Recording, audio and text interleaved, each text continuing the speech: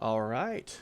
Anybody who is listening to our stream, thank you for joining us. Welcome to the second live stream for Trapped in the Mists, our take on the Curse of Strahd adventure for 5th edition. I'm just waiting for all of my players to get logged in and ready, so give us just a minute and we will be ready to play here in just a little bit.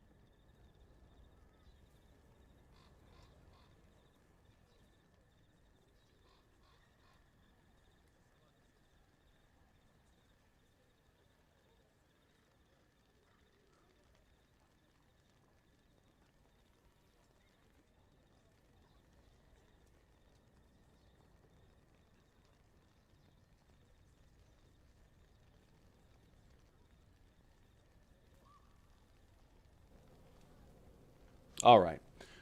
Nikki and Amani should be joining us here any second. I believe that Rick and Jeff will be running late, so we'll go ahead and get started without them tonight. Oh, that was a very exciting bit of music for announcing that a couple of players will be late. All right, so let me go ahead and go through our opening remarks. So, welcome again to Trapped in the Mists, our live stream take on the amazing Curse of Strahd campaign for Dungeons & Dragons 5th edition. I'm Joel Hallett, the Dungeon Master for the game.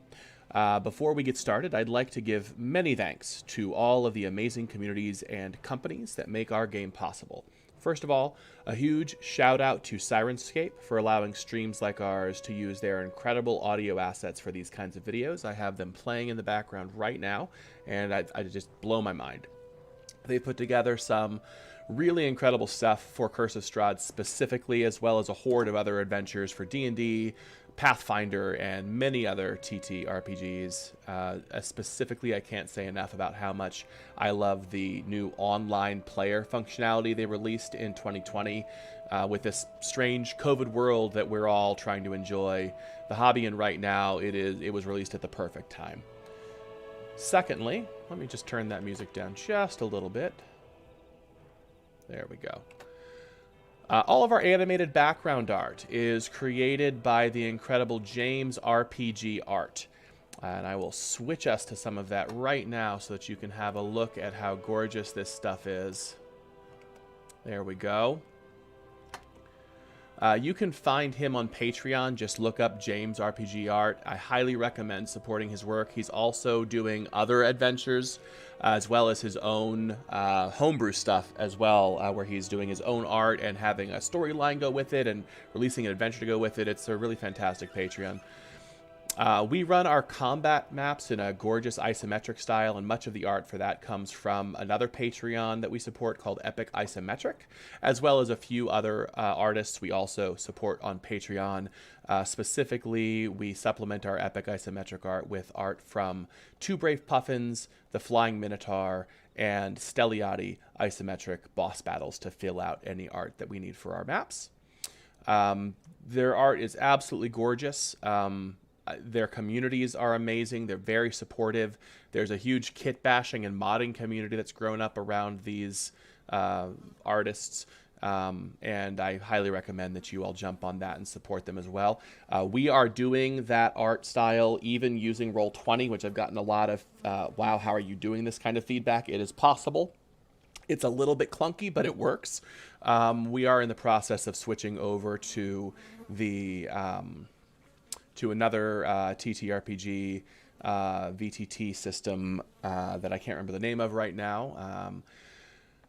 And then we're also in the process of creating a full cadre of NPC Portrait Arts. So all of our character art will either be that we show in the game will either be pulled from Wizards of the Coast directly, who's very willing to let little groups like ours use this kind of stuff for YouTube videos and things like that. But also our own Richard Cox, who plays Kalen Romenka in our game, is working on converting all of our character art over to his art style as well, which is the style that we have used for our PC avatars here at the bottom of the screen, as well as the DM avatar in the top left corner. You can find him on Instagram at Rick's Canvas. Finally, I just want to say a big thank you to multiple online communities that love this particular adventure and continue to provide amazing homebrewed ideas. And they're just a very supportive community for DMs like myself that are trying to create an engaging story and fun gameplay for my players and anyone who chooses to watch us.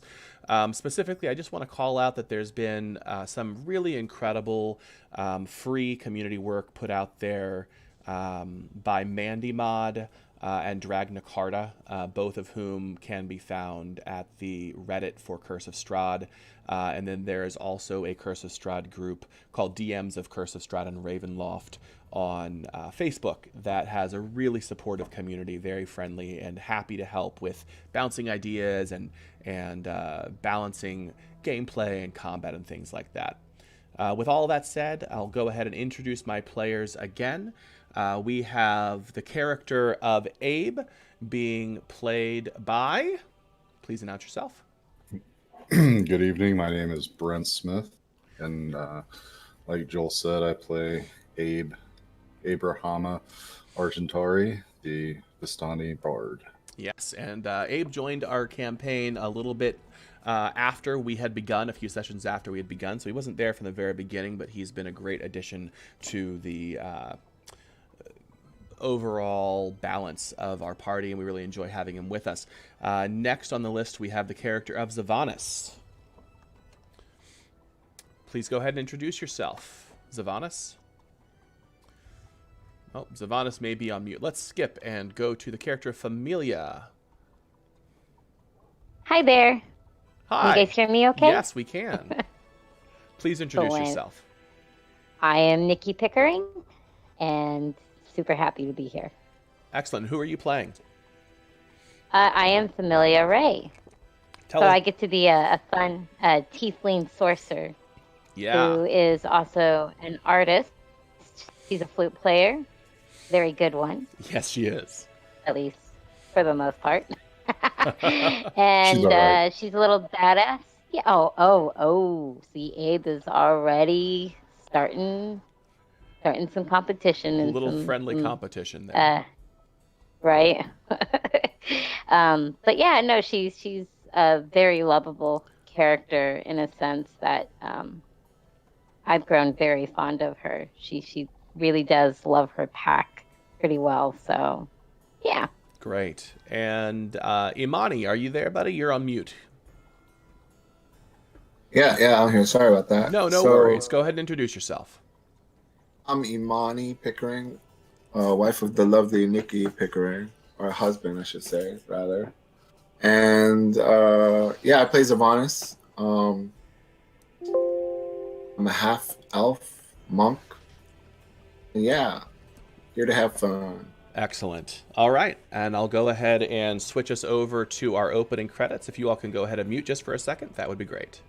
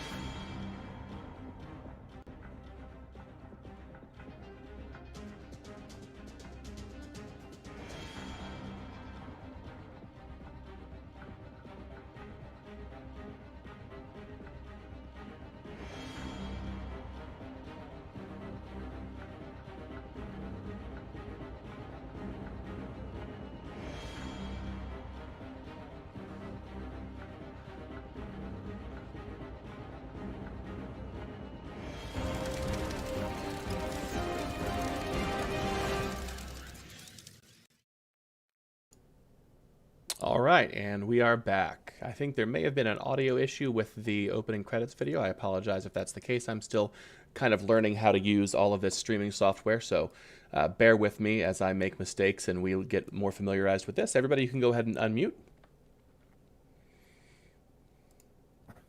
Done. Excellent. So, when we last left our party, You should be muted, by the way. I can hear you now. Nikki? Yeah, I just figured, Joel, since we're both in the same room at the moment, like, I'd rather mute. That's okay? Just so that you're not hearing double feedback? That's totally fine. I do see that it looks like Imani has maybe lost his connection to audio.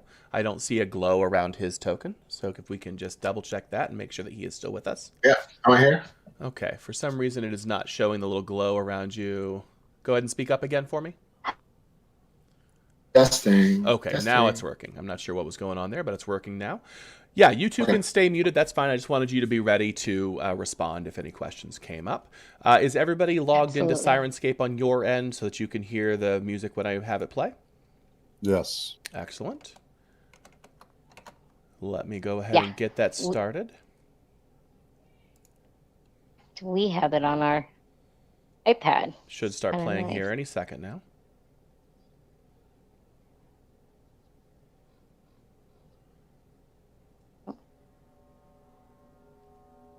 Everybody hear it? It just kicked me out. Give me 1 second. I'm so sorry. No worries. That's fine. While you get that up, let me know when it's ready, but I'll go ahead and speak as we go here. When last we left the party, the group of you found yourselves running for your lives, having been allowed to escape by 3 night hags. Fey, demonic beings that you discovered were in some way utilizing children to create magical, highly addictive pies that gave beautiful dreams.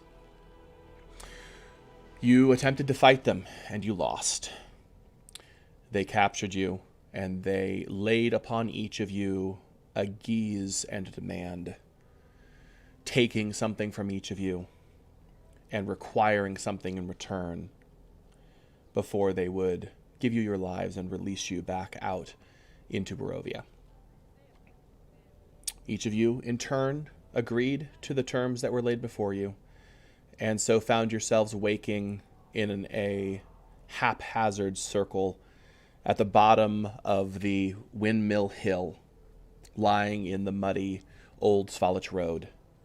Your friend and companion this past week, Dorn, dead before you.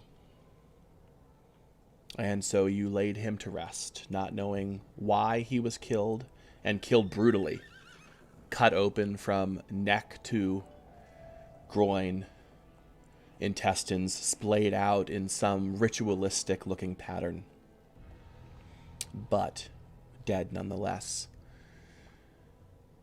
And after burying him and taking some time to remember the man and your journey together, you continued deeply saddened on your journey to the walled town of Vallaki, in your attempt to find a place of safety for the companion that you were escorting there, Irina Kolyana.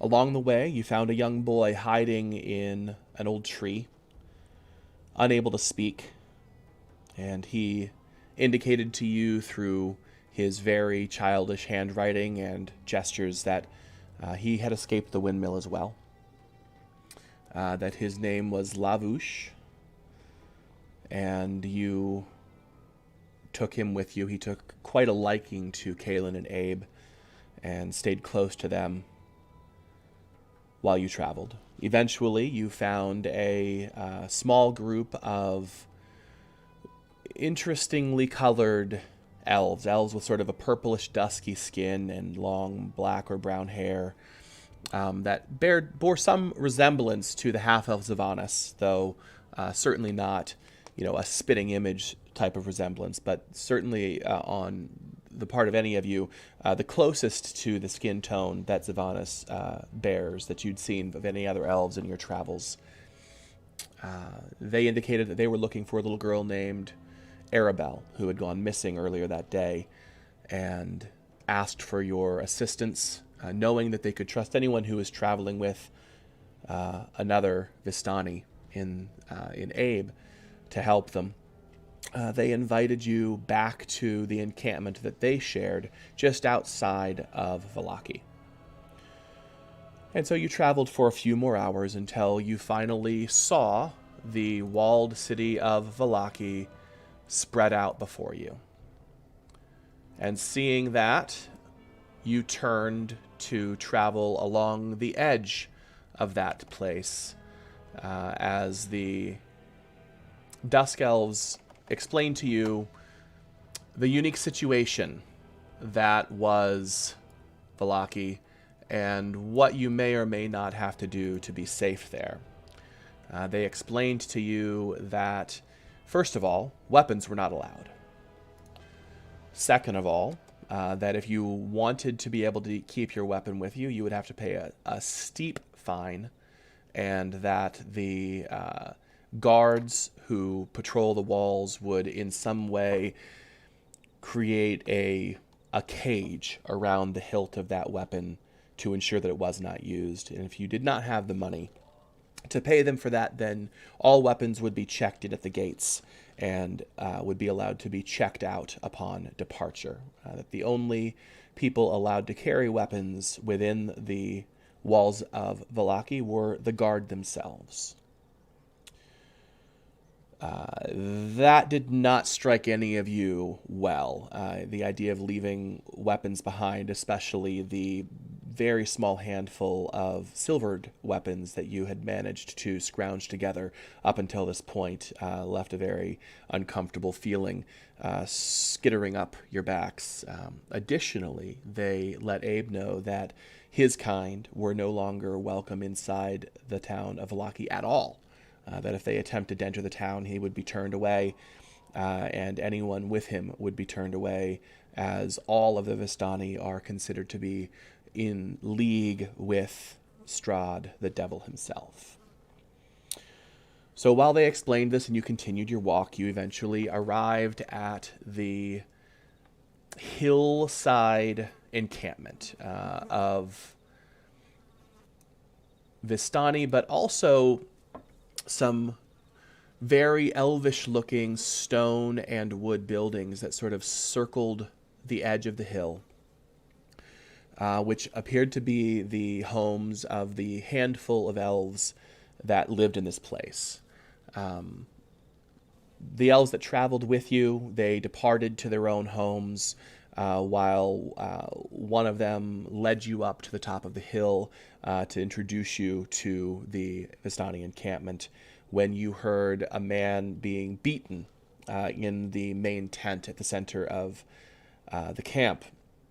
And Abe, rushing to find out what was going on, as this seemed like a very unusual sort of behavior for his people, discovered that a teenage boy was being whipped repeatedly by two men, the men who you were introduced to, and found that one of them, Luvash, was the leader of the encampment, and the other, Arigal, was his brother. And the two of them sort of led the encampment together, though Luvash seemed to be the one that took the primary role of leadership. I'll go ahead and pop up their pictures here for you again.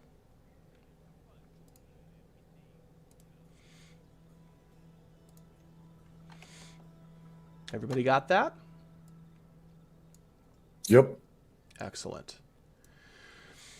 Wait, Luvash was the more hostile, correct? Luvash, of the two? yes, Luvash is the one who was missing his daughter and seemed Yes, that's what I figured. very upset at that situation.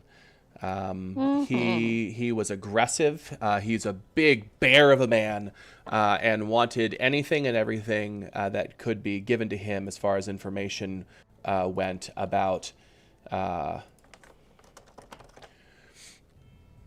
about finding his daughter. So any bit of information that you all had, he was quick to listen.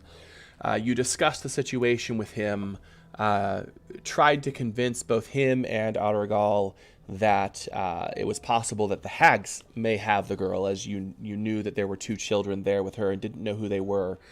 And they seemed somewhat skeptical. Aragal specifically seemed pretty skeptical of the idea, just based on the distance, as well as the fact that, as far as their understanding goes, the witches of Barovia follow Strahd's commands to leave the Vistani alone.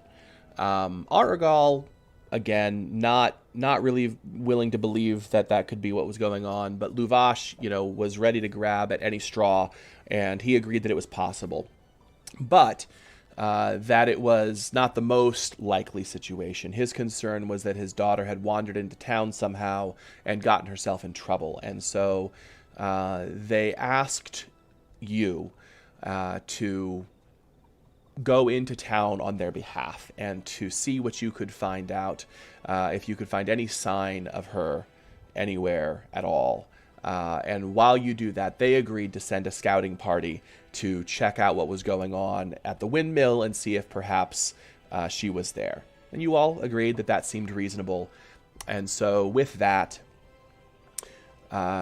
you were free to go for the rest of the evening. They welcomed you to eat any food that they had, although unfortunately, although you saw 5 barrels of wine strewn about the encampment, all of them were entirely and completely empty, so there was no drink to be had other than lake water, basically, from the nearby Lake Zarovich to the north. And that's where we are. Well, I don't know about all of you guys, but I am literally spent. We really need to take a short rest before just venturing out. Oh, it is evening at this point. You've walked an entire day, so you're certainly able to long rest at this point. Yeah, well, and we just lost Dorn. I'm still emotionally spent in that sense. Also having lost most of my energy and hit points. So, I don't know about everyone else, but I'm letting you all know we need to rest, drink, and rest. I think that a evening of rest is a good decision at this point. Zavanis? Yeah, I'm super tired. I just want to go to sleep. Oh. Understood. So it sounds like for everyone at this point that sleep is the top priority. All right. Yeah. Food and sleep. Actually, never mind. That would be Dorn. Dorn was with us. He'd be eating all the food and the pies. I'm just going to crash. Where's the bed? There's the bed around here. Abe's gonna try and find an empty tent.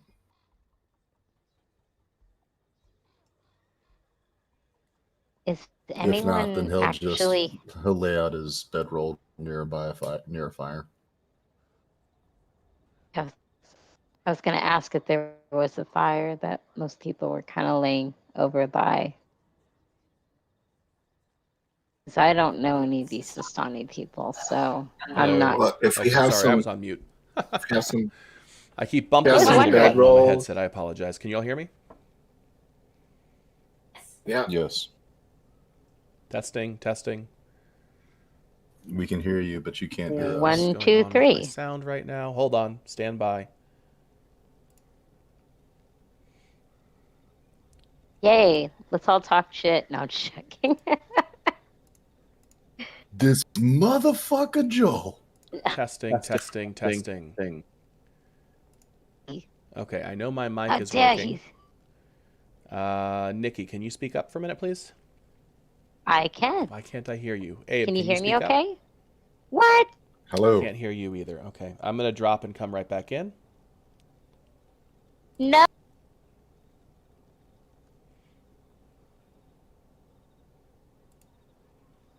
Just talk shit.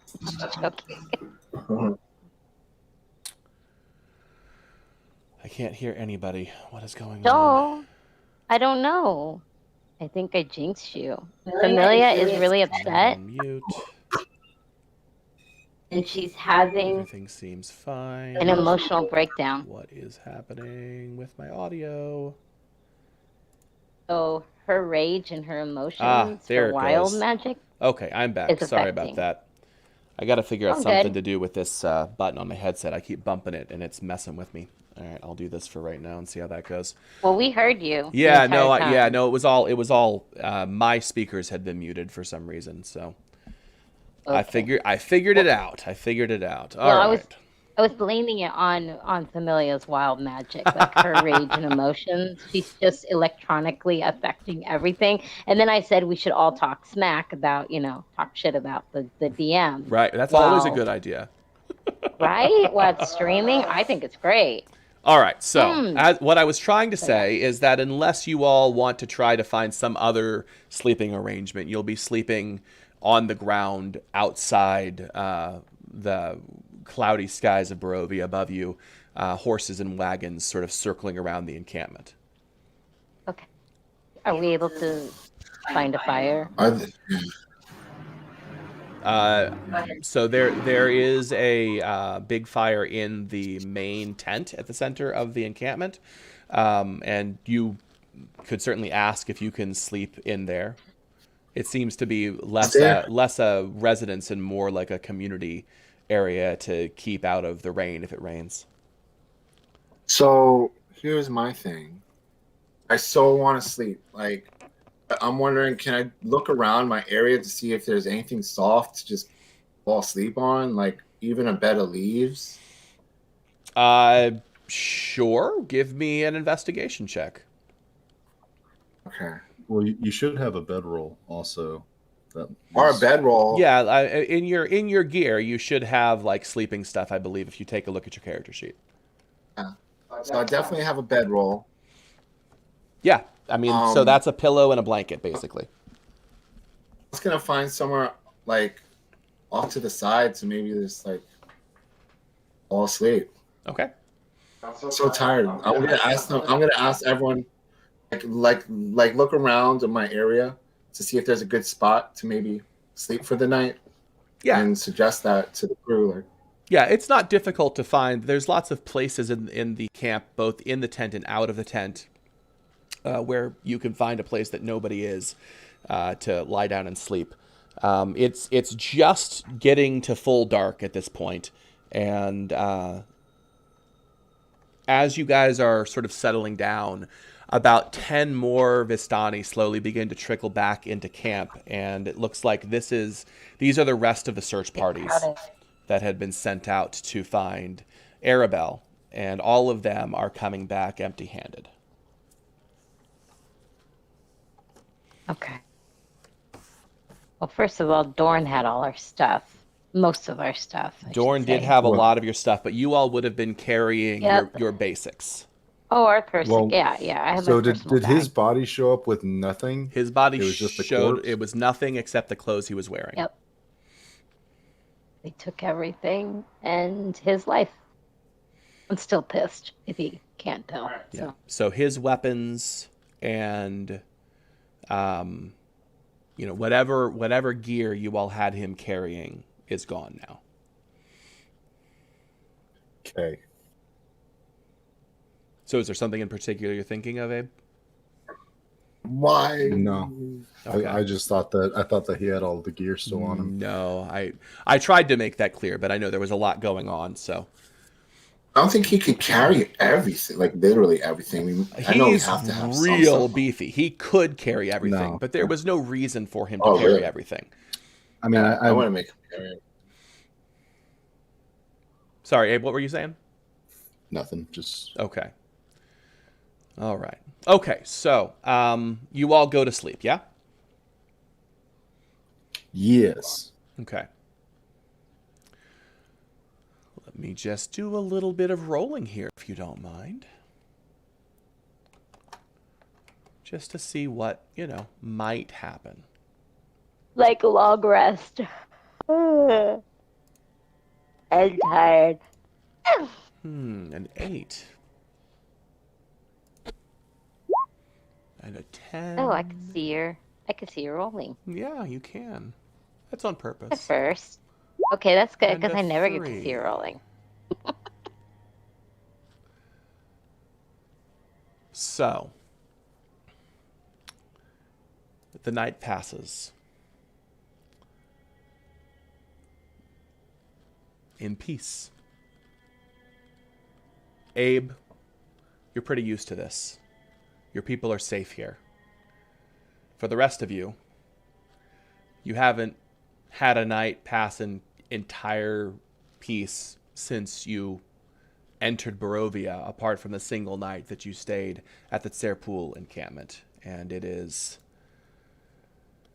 a welcome change to not have some stress or attack or danger wake you, or in the case of your slumber in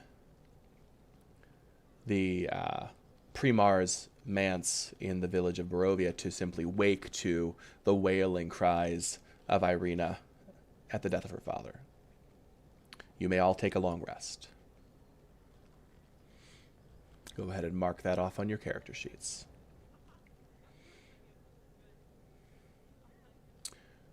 Now you wake up in the morning, and all of the Vistani are just sleeping away.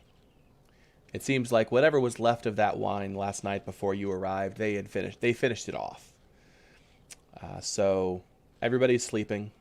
It's just the barest hint of dawn light starting to lighten the gray around you. Although those of you who are not human can see well enough in the dim light. What is your plan?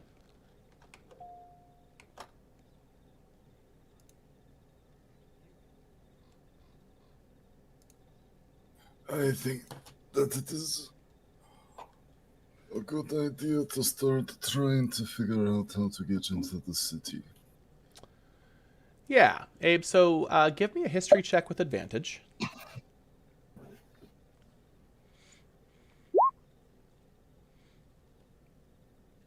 Hey. So you rolled a 3 and an 18. All right, excellent, excellent. So you do know from your history and your past work as a smuggler, moving illicit goods in and out of various places here in Barovia, that there is a fairly extensive sewer network that runs under the town of Vallaki, that they've routed one of the rivers to flow for a stream of it to flow under the city, under the town. Joel, I don't hear you. You don't hear me? Abe, do you hear me? I do. Okay. Amani, can you hear me?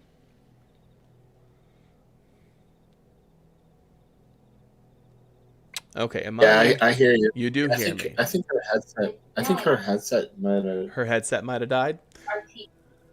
No, it's not dead, but she's trying to troubleshoot it, I guess. Okay. Sorry, it said RTC disconnected. Yeah, I'm not sure what RTC means specifically. It's the name of her headset. Okay. I'll help her. Yeah, help her figure that out. And Amani, you can just sort of pass along what we're discussing when you're on mute, just so she's aware of what's going on. Okay.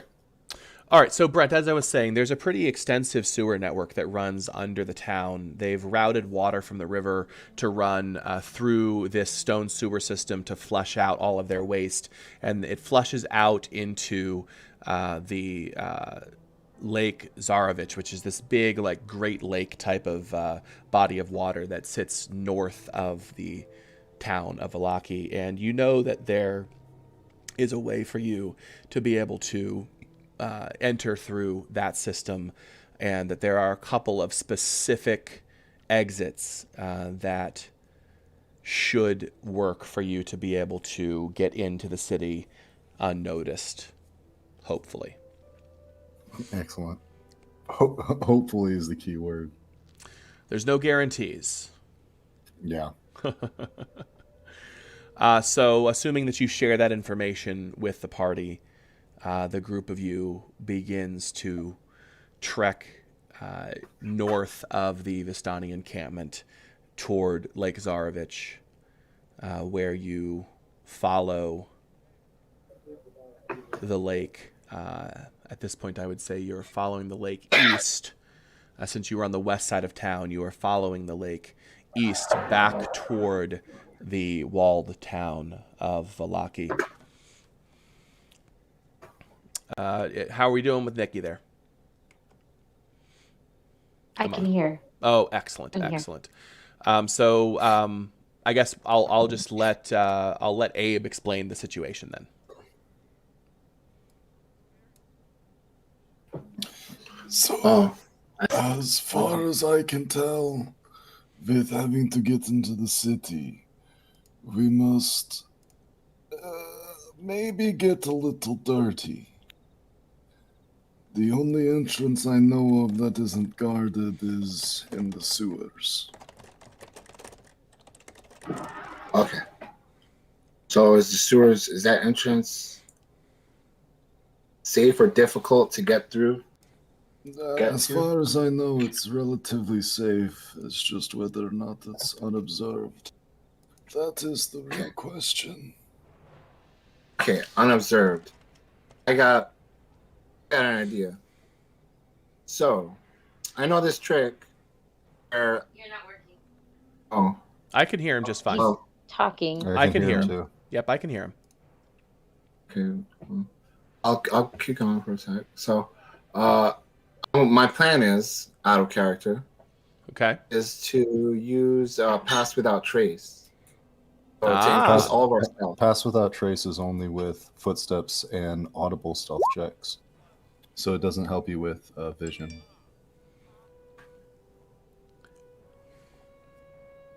Oh. So Oh wait, no. I guess I was wrong. Yeah, it sort of helps with any perception checks to see you. That's super duper. It is. So yeah, you're welcome to use that ability. What do you have to burn to do that? So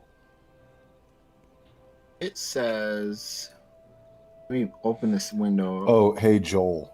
Yeah.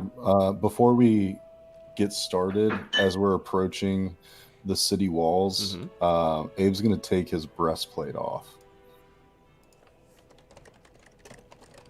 As you're approaching the city walls, right, you're going to take your breastplate off and store it away, yes, like in your bag or something like that. Yeah, just kind of like a casual, like drape it over his pack, just so he can approach stealthily. Okay, I don't think breastplate has an impact on that, does it? I don't have breastplate, scale mail. Oh, well, that makes more sense. Yeah. Note to self: when we get to a place where I can buy some, I need to get a breastplate. Okay, so it's like a 10-minute job to take your armor off. So I would assume, are you gonna like do that out in the open on the river's edge, or are you gonna do that before you leave camp? Well, I was gonna do it like before we get started on doing the whole approaching the city. Okay. So the encampment is in a forested section just west and south of the city. As soon as you cross out of the encampment north and across the main Old Svalich Road, you're going to be entering into that sort of, like 100-yard clearing. Right. Okay. So I would say you're probably going to want to do it before you even really head out if your goal is to move quietly and not be noticed. Now, I will ask, because I know that being a smuggler, you would be aware of the fact that you wear extremely garish clothing compared to normal Barovians, and your clothes would easily mark you as Vistani. So, would you also be changing into some sort of nondescript, boring brown and gray clothing? Actually, I'm gonna see. Is there a merchant here that might be selling like some basic leather or studded leather armor? I mean, they're Vistani, so they're traders. That's kind of what they do. Do we have? We don't have any money because all the money was on Dorn. Cool. Never mind. No, we do. No, you had some. You had some. Okay, I thought that we had the extra. I thought he was holding. I think like the group. I think he was. I think he was holding a lot of your non-coin valuables. Does that make sense? Okay. Yeah. But as far as actual coin goes, it weighs almost nothing. You guys would have been carrying that. Okay. And this is, of course, why it's important for everybody to be keeping track of what exactly they are holding on their person, because this kind of stuff can come up. So. Right. Well, I'm not like. Not throwing shade. Not throwing shade. I'm just calling it out to the group. That it's so shady in here, Joel. I can't tell. Well, that's just the overall milieu of Barovia. So get used to it. All I want is one day that's not overcast. Jesus. I will say this. I will say this. As far as a disguise goes, Luvash is happy to give you whatever you need in that vein, because you're helping him with his daughter. So as far as basic clothing goes, you're covered. Okay, cool. Okay. Do you want some kind of armor?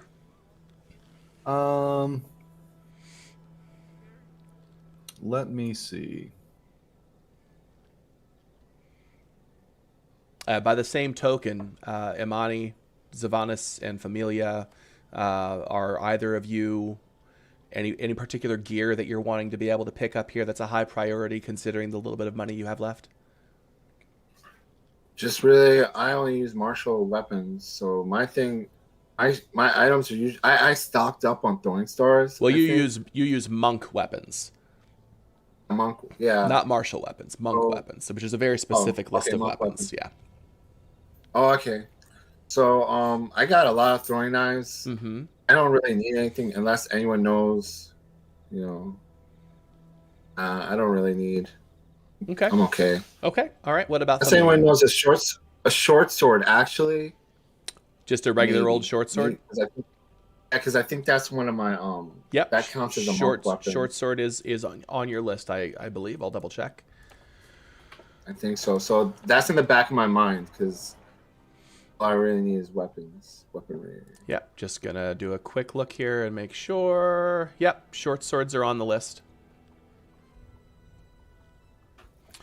So yeah, it's just in the back of my mind. So if Abe were to bring up going anywhere to go shop, might be interested.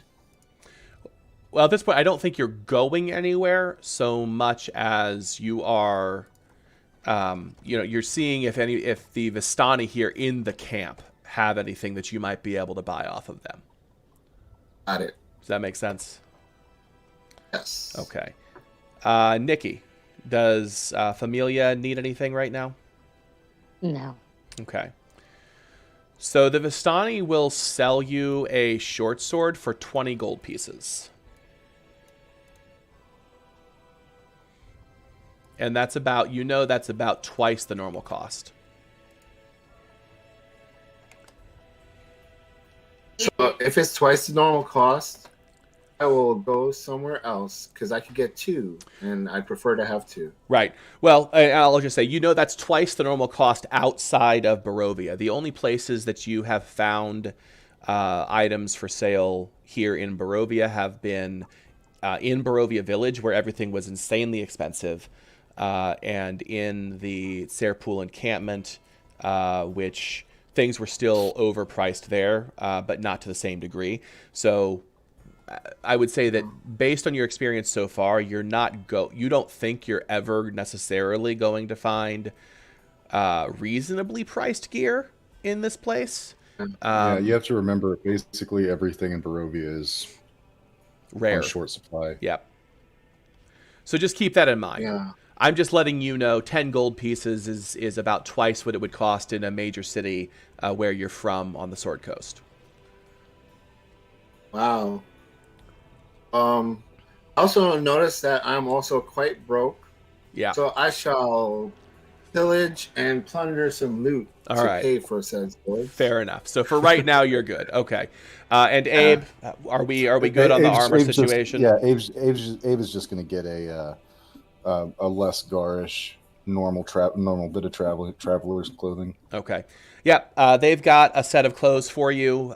You put it on, just browns and grays, gray cloak, sort of peasant gear. Although you notice once you put the tunic on that there's a very obvious sword gash that goes through from the back where the ribs are.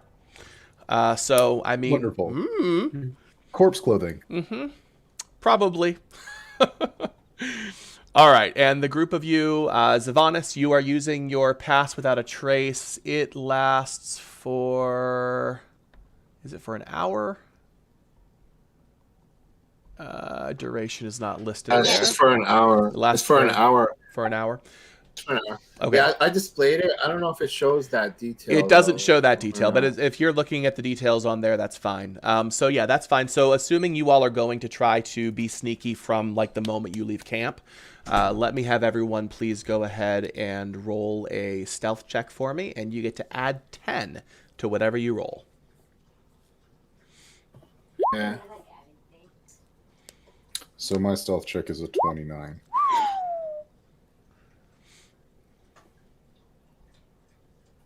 Zavanis, can you just roll regular stealth and then add 10 to it? Sorry. That's okay. It just doesn't seem like it is rolling, including your dexterity bonus and whatnot. So,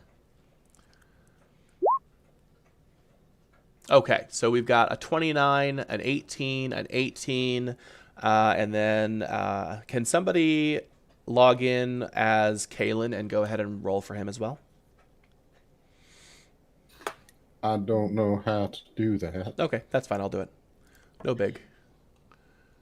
No big. You all should be able to see everybody's character sheet because they're public, but you may also need the direct link to do that. I'm not sure. I know how to do it because I've seen it there. Here, I'm gonna pop. I never went into anyone's. That's okay. I'm gonna pop the link into the Discord chat. Hey, I just figured it out. I'll roll 4. Awesome. Thank you. If you can keep that up, just to. In case I have any rolls that come up for him, that would be great. Got you. Thank you. Do you think that he would take his armor off as well? Yes.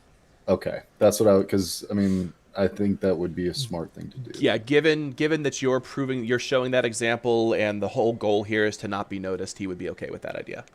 Okay.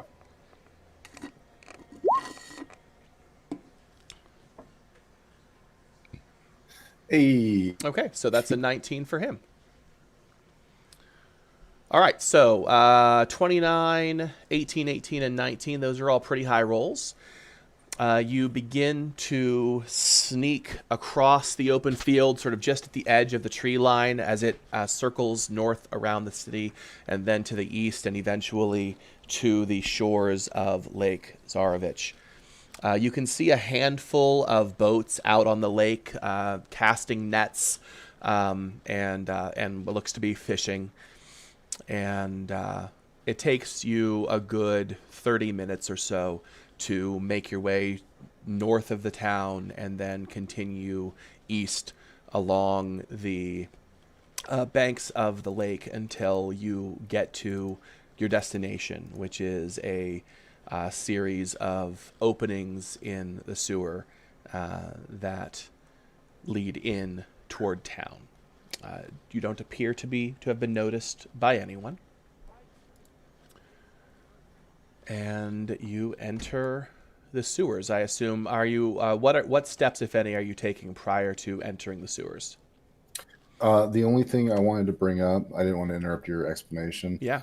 Is it okay if I get like a piece of burlap or something to wrap around my rapier to make it look like it's not a rapier? Sure.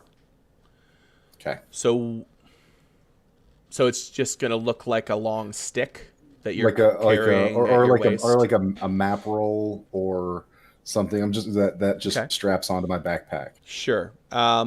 Sure. Give me a deception check. Okay. Wow, That's great roll. Oh wait, that's on Kalen too. Oh, But okay. I'll take it. Nah. Oh, not nearly as Man. good. Not nearly as good. Oh man. Okay, but a 13 is also not horrible. Yeah. So you wrap it up, and I mean it looks like a bundle of cloth, kind of. Can I grab some sticks to put it in with the bundle of cloth? Sure. Okay. To make it look like a bundle of sticks with a sword in the middle of it. Like sticks sort of sticking out of the bundle of cloth kind of situation. Yeah. That's the idea. Like I'm carrying dry firewood in case I can't find any. Sure. Okay. All right. That makes sense. How long is it, this weapon, by the way? The rapier, it's probably 4 feet long. Yeah, 3.5 to 4 feet long. Okay. It's a very long have and slender blade. It's a what? I have a map or case, scroll case, a map or scroll case. Is that big enough to fit? No. Yeah, I wouldn't think so. No, a map and Good a idea, scroll is not normally going to be that. That would have been cool. I mean, I don't know. I've seen some maps, man. Like, well, that would There's be that would be a much more expensive map case. Okay, gotcha. These are not. Fair enough. This is not meant to carry the maps of like royalty. This is a travel map type of situation. how dare you sell me so short? So any other preparations before you all enter the sewer system? What is it? Take off my shoes, my monk shoes, like simple, and roll up my the sleeves of my pants there, so so I'm waiting if I get water all over. Okay. I'm gonna keep my Does boots it look? on. Is there water? Yeah. So How you does it guys are look like? so Private? there's like 5 or 6 different outlets that are all slowly like streaming out with brackish, rather rank smelling water that go off in 5 or 6 different directions, sort of semicircular, and then eventually they all just flow out into the lake. As you're watching, you see what is very clearly a big floating turd plop out and float down into the lake. Delicious. So shoes We're off, walking right? in that. Yes. Okay. I don't want to. I want to put clean shoes on when I get out of this. So my Okay. plan is to have some nice, clean, dry shoes. Okay, so you're going to put your shoes in your bag, all right. And Familia, any preparations? Well, first of all, I don't want to go in the sewer, so I'm very hesitant right now. Mm-hmm. Makes sense. But the disguise self,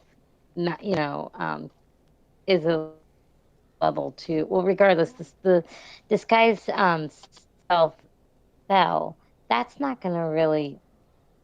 That type of magic isn't going to help me with essentially staying completely free of being in waste, right? Disguise self is just an illusion. It just makes you look different. Exactly. It doesn't have any physical effect. Correct. And that's what I was thinking. So that's why I don't really want to do anything. I'm just gonna try to pull up my pants that are covering my boots that are laced. Not a whole lot. She has weird clothes anyway, so. Mm-hmm. Fair enough. I'm just getting a lot of attitude that I don't like this decision the group has made. I can understand. And I am absolutely I was gonna say I'm also making sure my flute is in fact tucked away out of like harm's way. So yeah.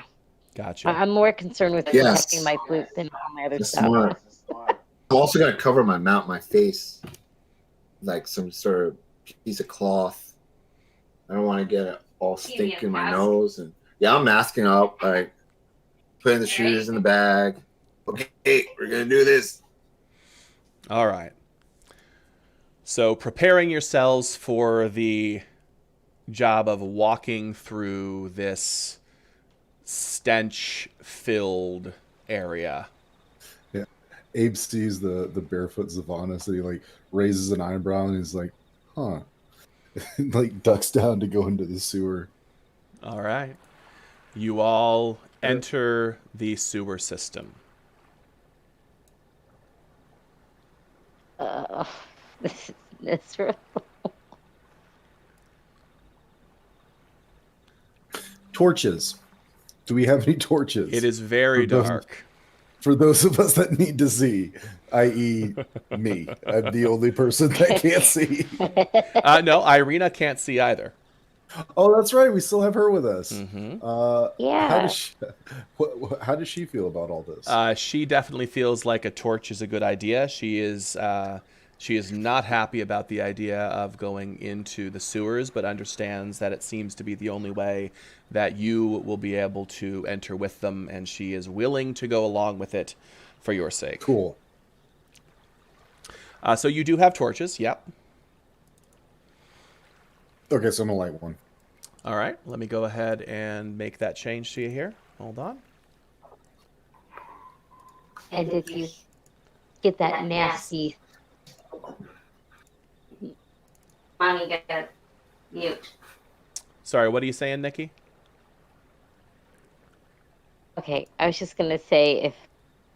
Now, never mind. You know what? Never mind with all that. Never mind. She's making a joke. Okay, so actually, it looks like you are already... I already have you set up with a torch, because I assumed that you would probably need to do that. So can you not see anything at all? Abe? Hold on a second. You may have to... It's sort of the bottom corner. It was zoomed. I was zoomed in too much, and I had pictures of Luvosh and his brother taking up too much space. Okay, so I can see now. Thank you. Yeah. So I've got that set to should be about 20 feet bright, 20 feet dim. Should give you just about what a normal torch does. All right, so you enter. It's dark. It smells horrible. And you can very clearly hear the squeaking, chittering sound of rats running away from your torchlight as you enter into the sewers under Vallaki. So now that we're under Vallaki and we've already made the approach to the city, does anybody mind if Abe takes a couple minutes to put his armor back on? Irina seems to think that it's a good idea. Fine. Kaylin's going to put his armor back on. Totally agrees with that concept. It's going to take you guys about 10 minutes to do that. Putting armor on and off is a big deal. A question. Yeah. While they're doing this, where are these rats? Do I see or hear any of them? Give me a perception check. Okay, perception. Sorry, perception. Rolling. Woo! I'll take that. Yeah, I mean they're sort of along the walls, and there's a pathway there that that you can see sort of off to the left of the waterway, where you can see some of them run. There's a lot of them, but they're all running away from your light source at this point. Oh. And they're not. Are they too far from me now? You're like, I wanna here's the thing, out of character. Yeah. Oh, I want to see if there's any danger in the tunnel by asking them, like, is there any creatures in here like that'll ambush? Oh, you wanna do a speak with animals? Yeah, like just to see if there's any danger. They've been here for a minute. Sure. So how many of your key points did you use to do Pass Without Trace? Pass Without Trace. You know, it was tough. I was trying to tell to see how much it took. It says at will. Okay. So I'm trying to see the details on it would be actions and then limited use.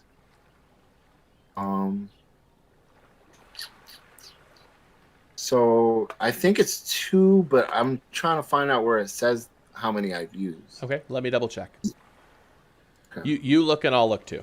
Let me know if you find it. Okay, I'm looking. Okay. It's a 2nd level spell. Right. Oh, that.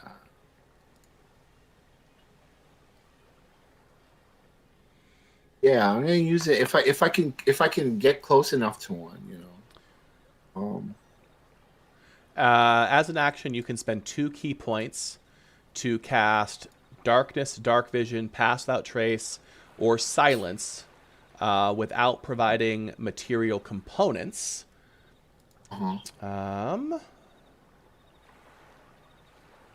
So it would cost you 2 of your key points. So you'll want to mark those off. Okay. And then it would cost the rest of your key points for you to cast another spell. Unless you get that ability as like a racial ability. All right. Let me see where I can mark no, it you off. you can do Speak with Animals once per long rest as a separate thing. Yeah, so. that's what I was wondering. Yeah, because it's like a free use once per day. Right. So I don't think I'm gonna be talking with animals in the city once we get there. So maybe I could make use of these rats as like an opportunity. Okay. To see what lurks in those shadows. Okay. All right. So I'm burning 2 key points. I take that now. And then also mark off the Speak with Animals as well. Okay.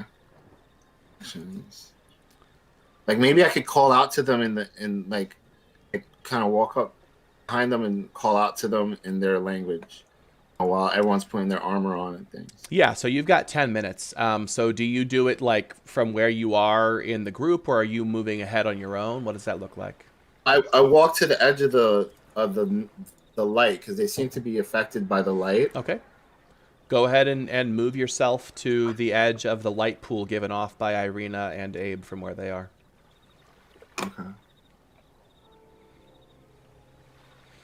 And let me have everyone go ahead and roll another stealth check at this point. You still get the +10, but because you are now moving through water, it's a completely different environment. And of course, Abe and Kaylin are now armored. I'm going to need that roll again.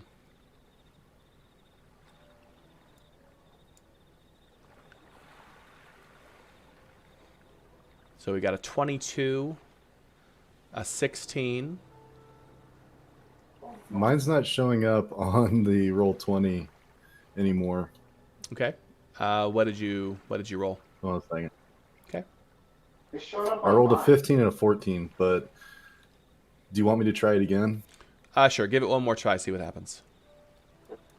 There it goes. As I say, you could see. Okay. Yeah. So a 16 for Abe. Can you go ahead and roll for Kaylin as well?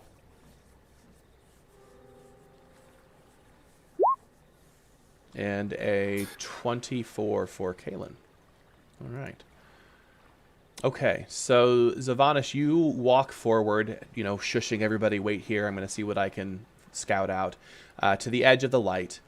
And with your dark vision, you can see a few rats here and there scurrying along the edges of the walls, and you cast your spell.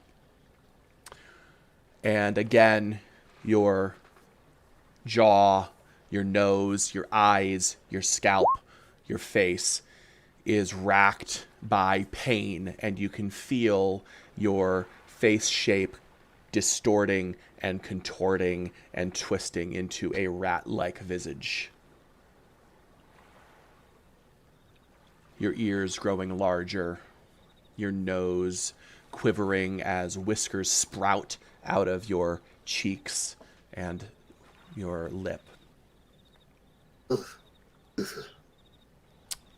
And what do you say?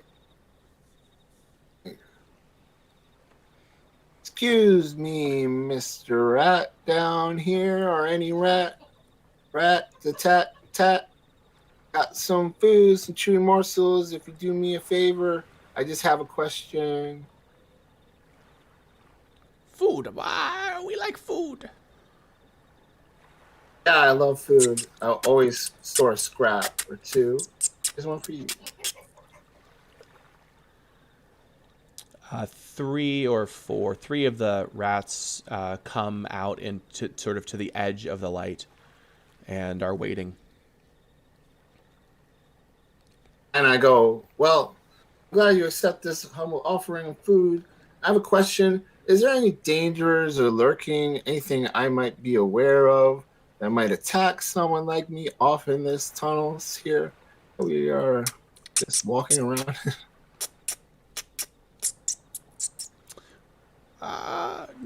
No danger to rats. Big rats keep safe. You... maybe food.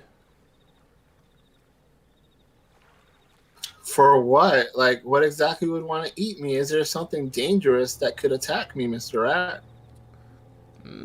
Big brothers keep safe.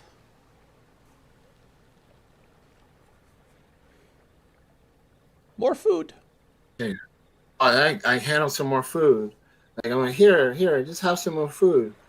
But I don't quite understand why you're eating. Maybe you could attempt to reiterate.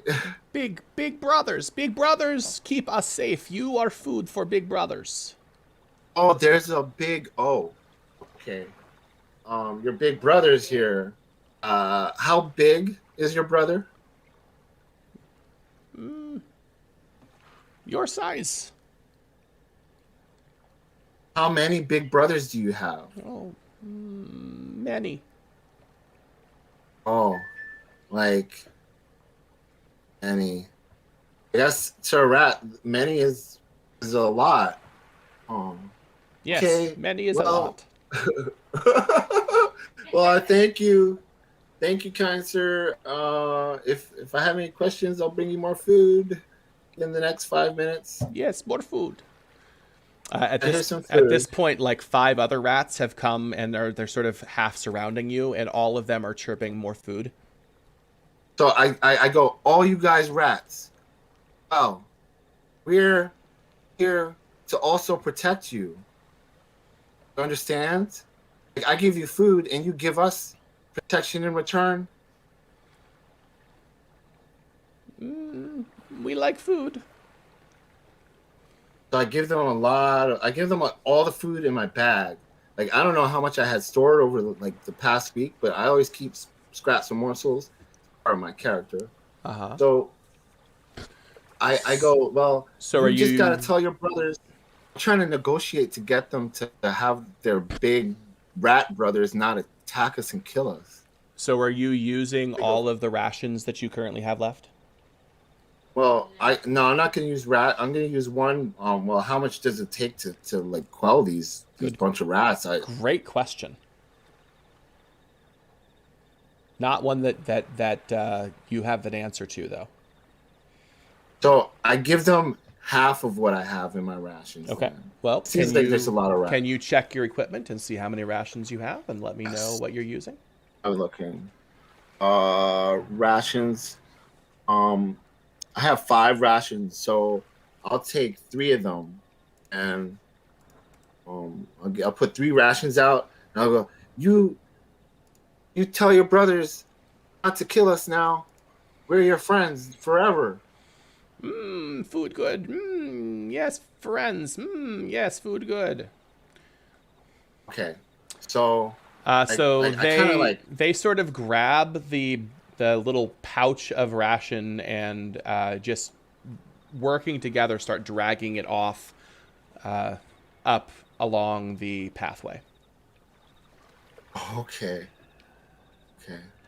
Well, I go back and let the others know. So I'll see you guys later, Mr. Rat, Mrs. Rat family. And I go back. I'm gonna morph back into like a regular person or half elf person visage. As I walk back, it feels much better. Don't like rats. Even Zavanis doesn't really like them, but he'll make a deal with them if his life depends, I guess. Right. So I go out to Abe, and whoever's sitting next to Abe. Yeah, you're all sort of gathered around the same space. Go, Abe, did you hear of ever giant rats lurking in these tunnels? Because I feel like there's rats the size of us, a lot of them in these tunnels for some reason. Rats the size of us? I have heard stories, much like every other creature in Barovia. They are our monstrous version. I have taken these tunnels a number of times, and I have never run into giant rats, but that doesn't mean they are not here. And with that, he draws his rapier. Okay. Yeah, I go, that's smart, because that you draw your rapier, sir. Because if we are going through these tunnels, it seems a little dangerous according to my sources. Which are the rats, the little ones, not the big ones. Not that I put much stock in the information of rats, but it is better to be prepared than to be dead. Agreed. We're all alert, kind of, I guess. Say that again? I guess like we're a little alerted to the presence, so maybe we won't get caught off guard if they are there. All right. So everybody armored back up, and a little bit of reconnaissance done by Zavanis. I will ask you a very, very important question. What is your marching order?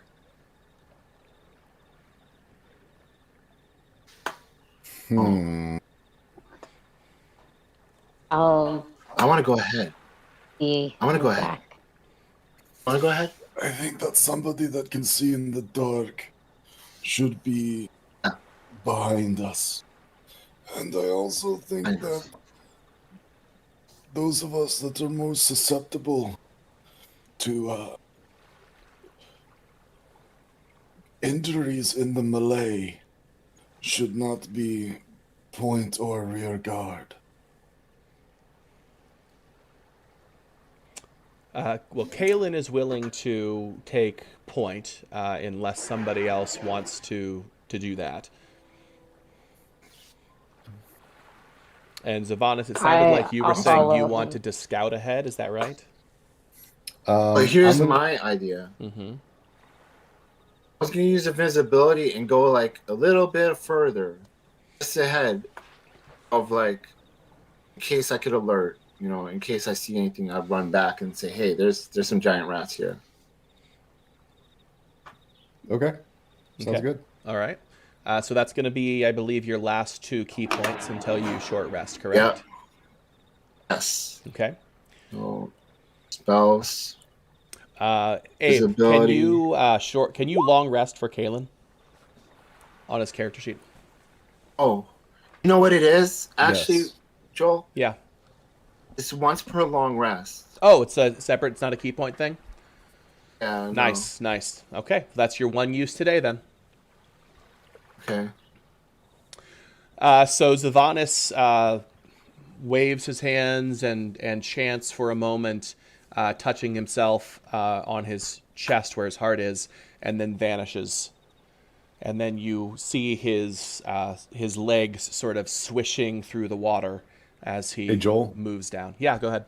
It's not giving me an option to... it won't let you. Okay. Long rest. Then. I should be able to do it then. Hold on. Also, Abe is going to give...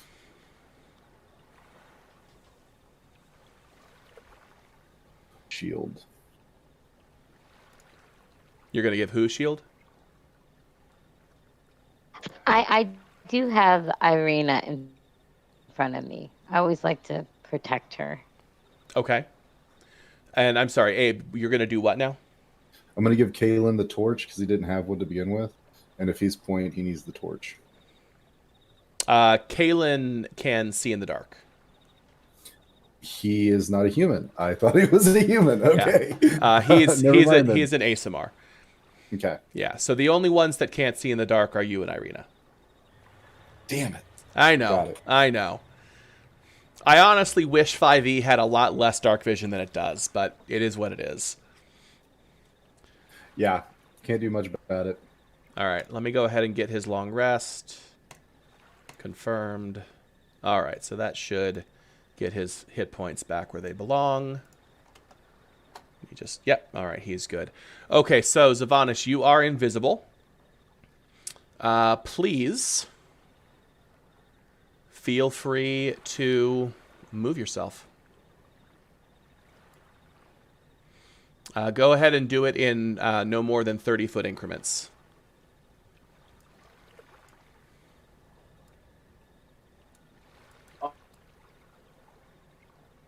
Sorry, say again? Just move 25 feet to here. Yeah. So again, I mean, the rats are pretty common in this area, so you can definitely see them moving around at the edges of the walls and things like that, and even some of them swimming ahead of you through the water. Go ahead and give me a perception check. Okay.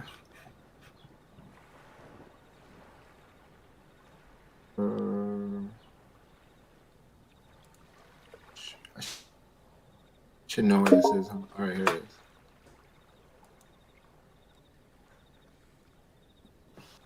Did it roll? Did it go? No. I have not seen it roll yet.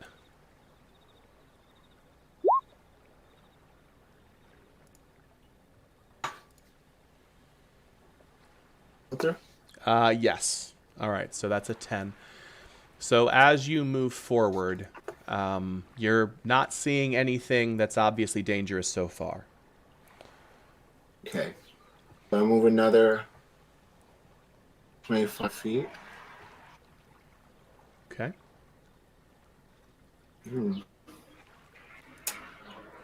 Well, again, the trick of the ruler thing, but I'm not seeing your character move. Are you stuck on the wall or something? I moved to... Yeah. How about now? How's that? Are you able to move? Yeah, I can move. I was stuck, yeah. Okay. Go ahead. Go ahead and try to move now. I go right here.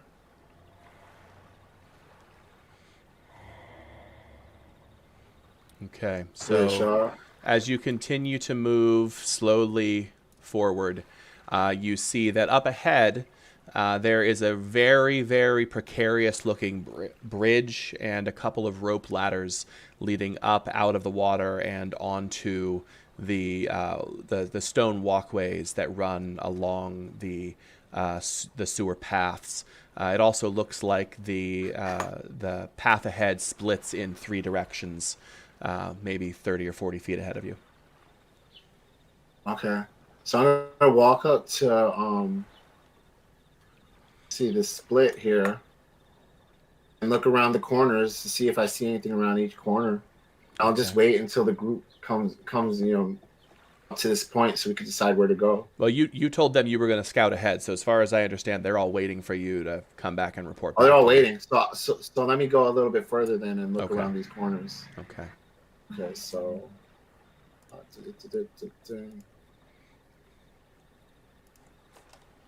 so I move to right in or the middle, right here.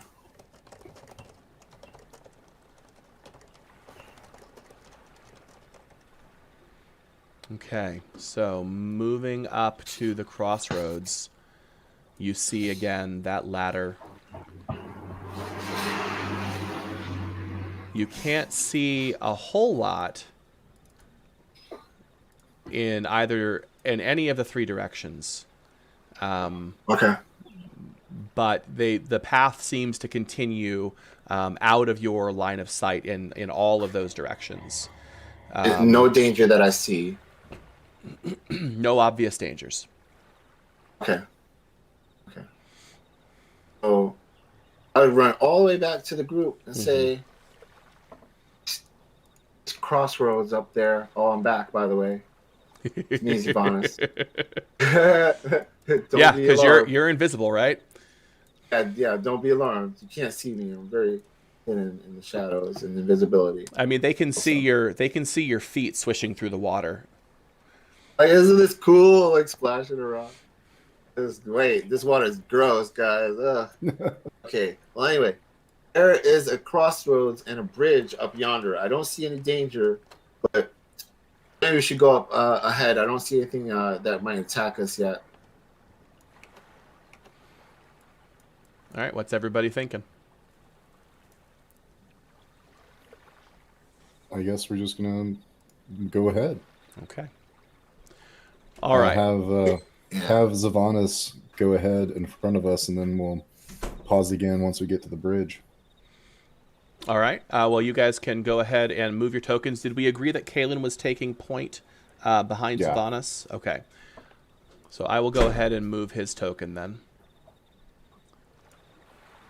And Abe, where are you wanting to be in the list?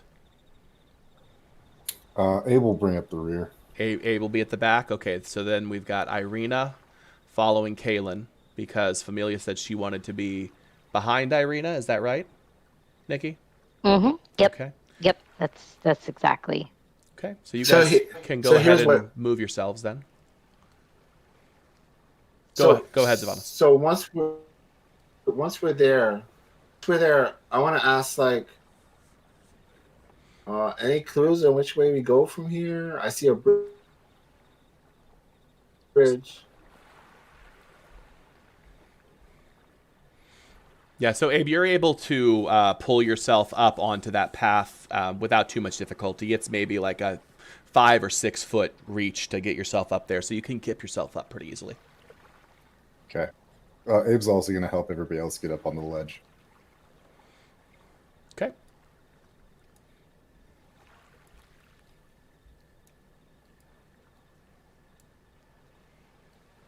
All right. So, yeah, from what I understand, I'm definitely. Yeah, the ledge is much better than the water. So, from what I understand, there's a bridge, and across the bridge are 2 rope ladders that lead up to the walkways of the waterway. So there is a rope ladder on the platform that is to the north of where you are, if you consider sort of isometric patterning, right? There's a rope ladder that leads up to the platform that's north of where you are, and a bridge crossing from that platform to the one that is east of where you are. Okay, so there's rope ladders, then the bridge. Correct. Got it. And if you all want to pile up on top of where Zavanis is right now so that you can see a bit better what he's seeing, then you're welcome to do that.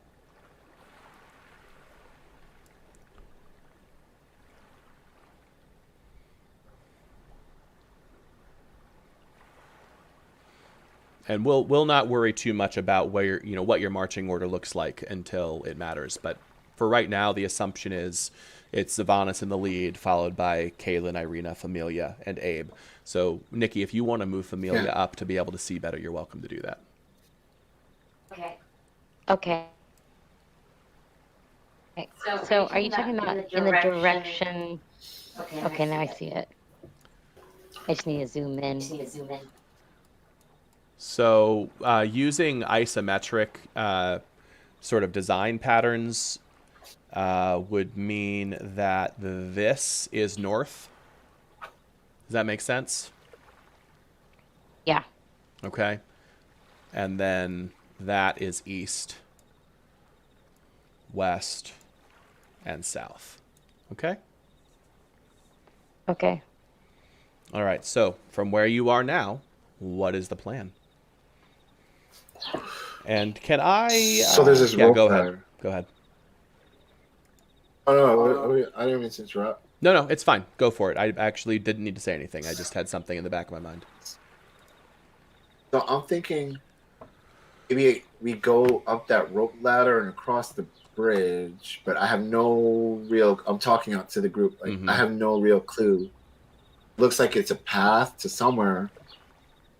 I don't know if we feel a breeze, or if we could perceive like a breeze coming from fresh air. Where are we going? Like, I say there's a group.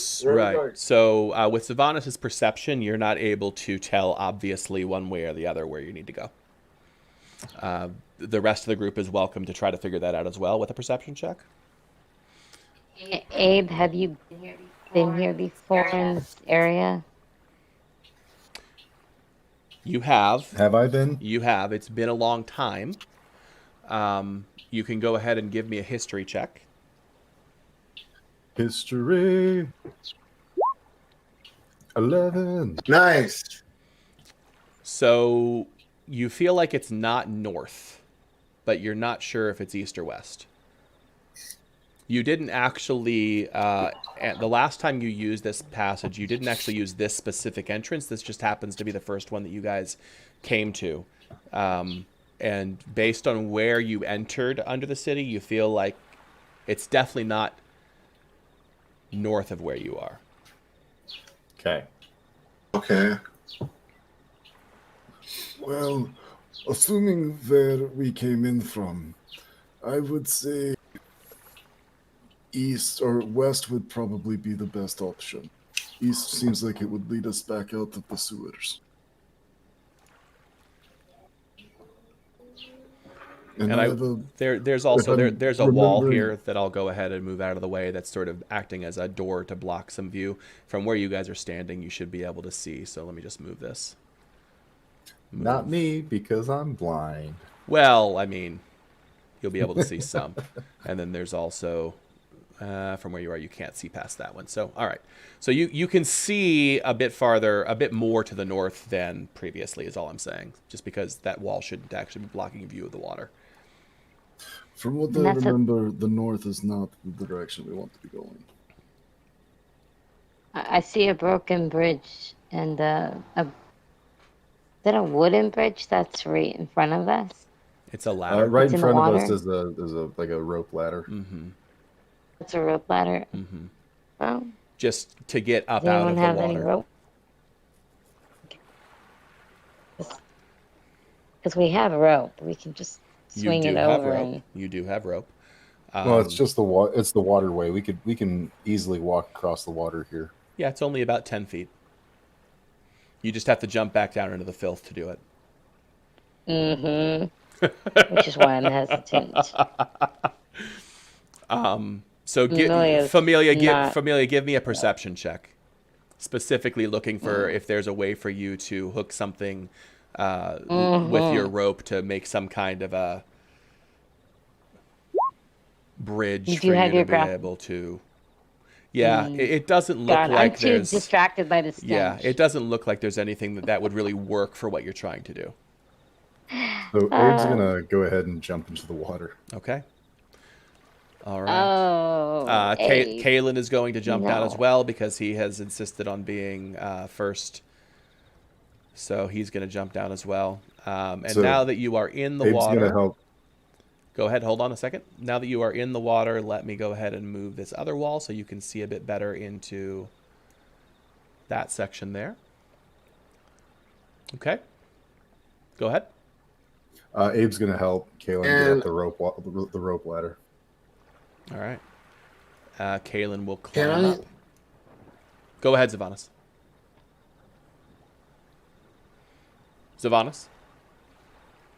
All right, when I have a moment, I want to just talk to Abe for a second. Like, when we get to the top of the platform, here's the plan. Like, I had an idea. I wanted to just touch him and help him see in the dark with these spells here. Dark vision. Here, brother. You seem to be tripping yourself in the dark. So I just want to say you're welcome to do that. You will still need a torch because Irina cannot see in the dark.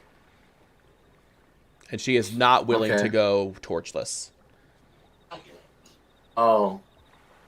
That's right, Irina. So it will, I'm not saying not to do it. It would definitely allow Abe to have a little bit more visibility, Mobility. and mobility, but it's not going to get rid of the torchlight if that's your goal.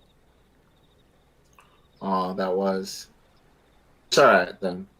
But Yeah, save your key wish points. I could do it. I can't do it. I'll save it. Okay, I was thinking about it though. Okay. It was a good idea. It is a good idea. Just in this particular circumstance, it's not going to get you everything you're going for. All right, so Abe jumps down. Kalen jumps down. He helps Kalen get up, and Kalen is sort of looking around. Abe, can you give me a perception? Yeah. Yeah. Let me get one from everybody except for Zavanis.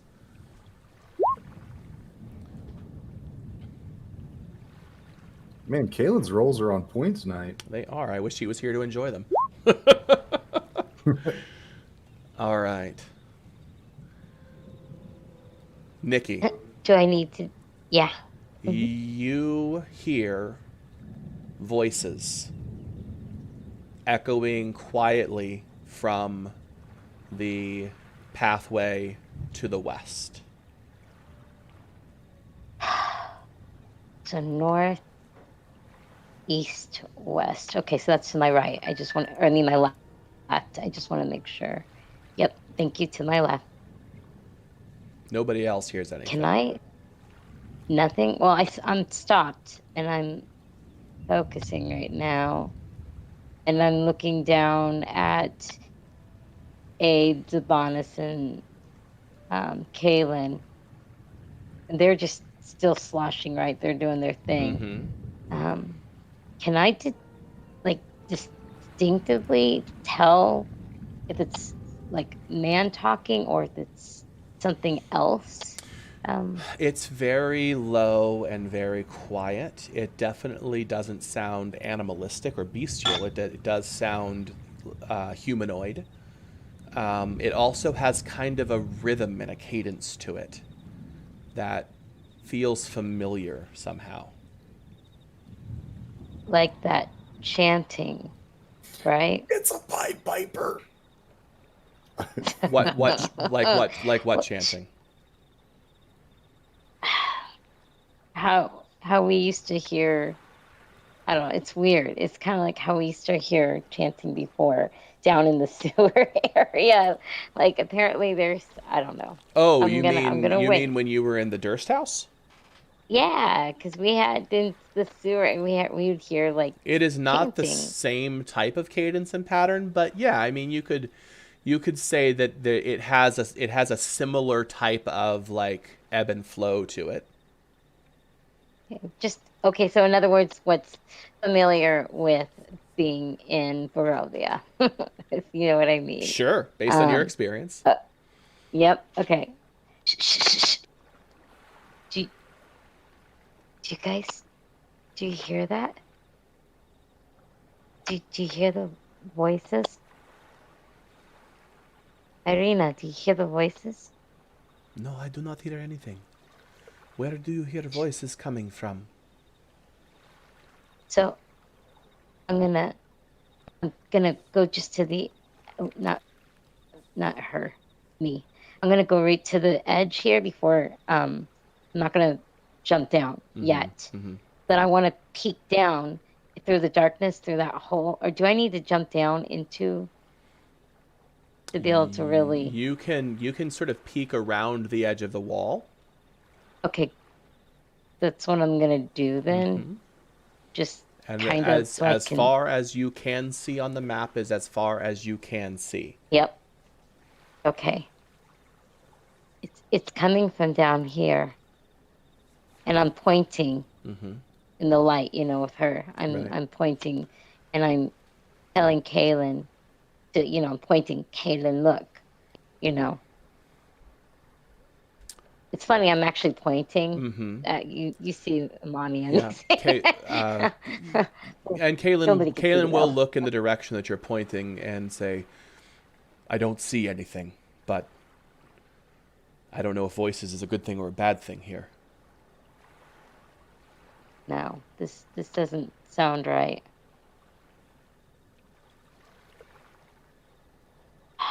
Man,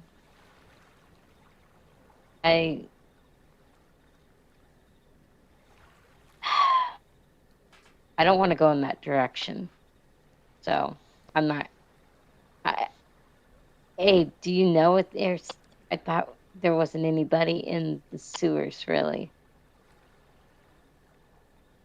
No. This is a place of squalor and filth. I can't imagine people willingly living here. All right, we need to go in the. We need to keep going, forward. I guess I don't even know what direction they're leading. Honestly, since I'm in the back, that I'm just gonna. No, I don't want to go this way. I don't. There's something down in that direction. Simply put. So what is the group doing at this point? Abe's gonna climb the rope ladder and help Familia get up. Familia and Irina. Okay. And I'm assuming Zavana's, even though he can't see him. If he needs help, sure. So Familia, go ahead and place yourself, and I'll put Irina over there as well. So I am fairly confident that north is not the direction that we need to go. East seems less likely due to the fact that it would seem to lead straight out to the sewers, considering where we came from. However, if you would like to check that direction first to avoid any unnecessary engagements, then I think that should be all right as long as the bridge holds. Sylvanas, can you go look down? Just be safe and careful. Okay. That sounds like I'm willing and ready to do. So, I am pointing to the west. To the west, right. Yeah. I'm kind of curious to find out what it is myself. Of course you are. So I will go just to check it out. Zavanas' spirit animal is the cat that killed itself with curiosity. It's going to find out, though. It's going to find out. All right. So you're still invisible, correct? Yeah. Okay. I think it lasts for... Actually, it doesn't last very long. How long does it last for? Is it an hour? An hour. Okay. All right. Then you're good. Yeah. Okay, so I'm going to move 30 feet. That's the only reason why I'm suggesting. So guys, I'm literally Zavanas, one thing that I forgot is that both of those spells are concentration spells. So we'll say as of right now, because I'm only just remembering this, you have invisibility, but none of you has Pass Without a Trace any longer. Oh, okay. All right, well, we're hopefully in the darkness now. Like, hopefully it's a trade-off. Sure. Yeah, no, I get what you're saying. All right, so go ahead and give me another stealth check without the bonus from Pass Without Trace. Okay. Yeah, I wasn't... Okay, let's see. Well, watch me roll better than when I had it. Hey, it happens sometimes. It happens sometimes. I'll go up here low. A 15 is not bad at all. All right. So, go ahead and move yourself. Do I get advantage because I'm invisible? You do not. Oh, okay. Okay, let's see. I'm trying to control this here. Let's move 25 feet. I went the wrong direction. Forgive me there. Let's see. Oh, you're climbing up the walls. Okay. Sorry about that. Is that intentional? I'm just gonna move to about. No. Okay, let me move you back down. I'm trying to use the measuring tool with the mouse. I moved right here. Oh, somebody moved Irina. Let's move her back. Okay. Sorry. That's all right. No worries. All right. So, as you move to that point, you can see that the sewer passage bends back on itself, but you can't see much beyond that corner from where you are. So I proceed. Okay. Right to here.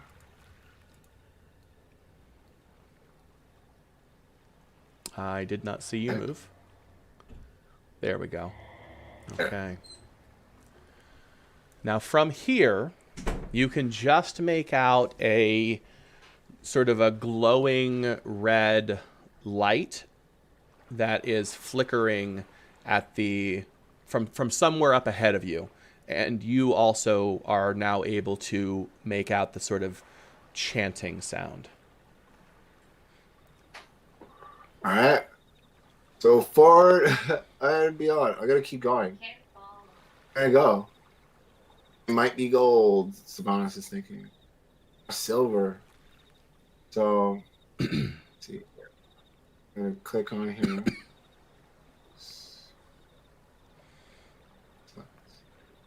Okay. I'm gonna move to about here. Okay. So that sense of a sort of firelight is coming out of this sort of doorway that you can see to the sort of southeast of where you are, around the corner, and you can hear the chanting of voices more loudly now. Oh, yeah. I get a little scared here, but I'm just gonna press forward around the corner and get prepared to run if anything. So move to right here. Anything there? I could keep going because I don't see anything really. You don't see Oh, yeah, anything. I see something. You don't. What do you see? I see it very. Oh, that's nothing. All right. So what you see is that the path seems to widen in this space, although you can still see that it drops off into sort of the watery, sewery areas at the edge of the path there. So, I'm trying to hurry so I don't take too long. Mm-hmm. But I'm not going to go that too fast to give off my stealth. Yeah, you're stealthing, which means you're moving at half speed. Okay. So I guess the group is going to wait for me. I hope I'm not taking too long. But I'm going to go to right about here. I mean, it's only taken you about, 30... Are you sure you moved that far? Oh. Right to around the corner, because I would have seen the edge of the corner. You would have seen that as you got to the edge. Oh. You would have seen that from here, basically. You would have seen it from here. Oops. Okay, sorry. I'm working with the mouse, like. So I'm gonna drop the explorer icon here so that everybody else can get some idea of what's going on. Just 1 second.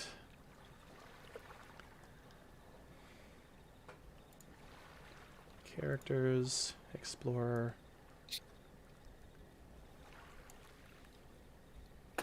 All right. So if you all scroll over or zoom out and then zoom back in again, you should be able to see what Sylvanas is seeing at this point. Or where? To the left, I think. Yep. A little bit. Zoom out, and then you can zoom back in on it if you want.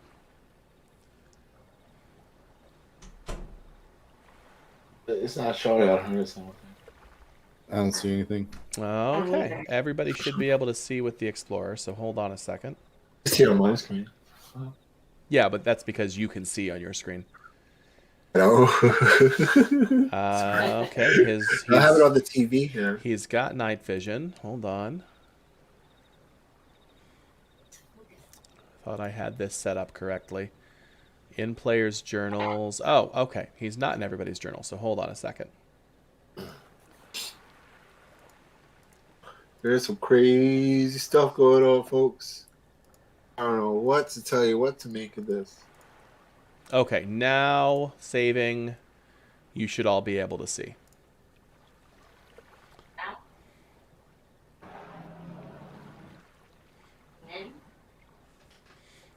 Yeah, you would have seen it on the show.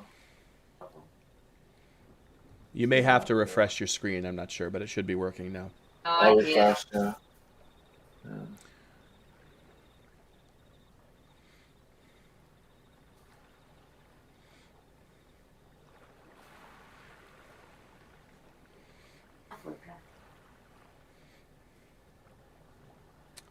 Are we there? Are we there? I still can't see. You still can't see? see anything. All right. Yeah, sure. Yeah, no, ditto. Well, as Zavanis steps forward, let me try one more thing here. I don't know why it's not letting you all see. That's really annoying. All players.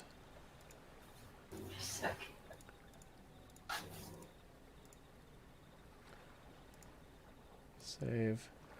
All right, that's the last thing I can see it think now. of. There it is. I can see it. Okay. As Zavanis sneaks to the edge, to the edge of that opening, what you see and what you hear is 6 people dressed in robes of various colors, all chanting together in a dark and terrifying language.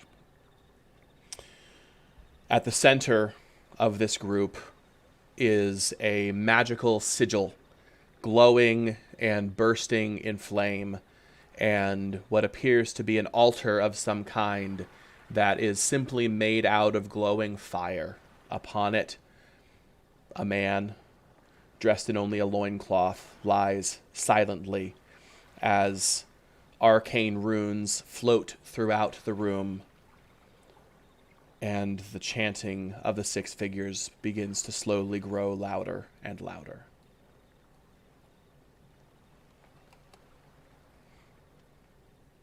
Do we all hear the chanting at this point? No, only Nikki can hear it still, and of course Savanas can hear it, but it has not gotten loud enough quite for you all to be able to hear it. It's a very slow rise.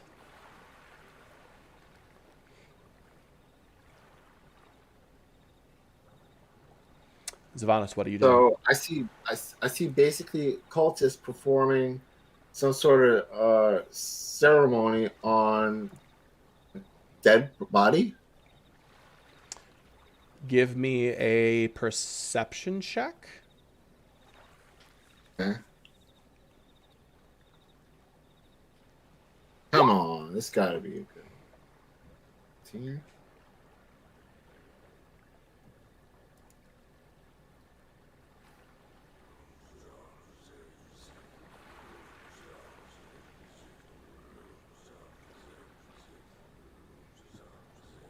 Okay, give me also a medicine check. Medicine? Okay.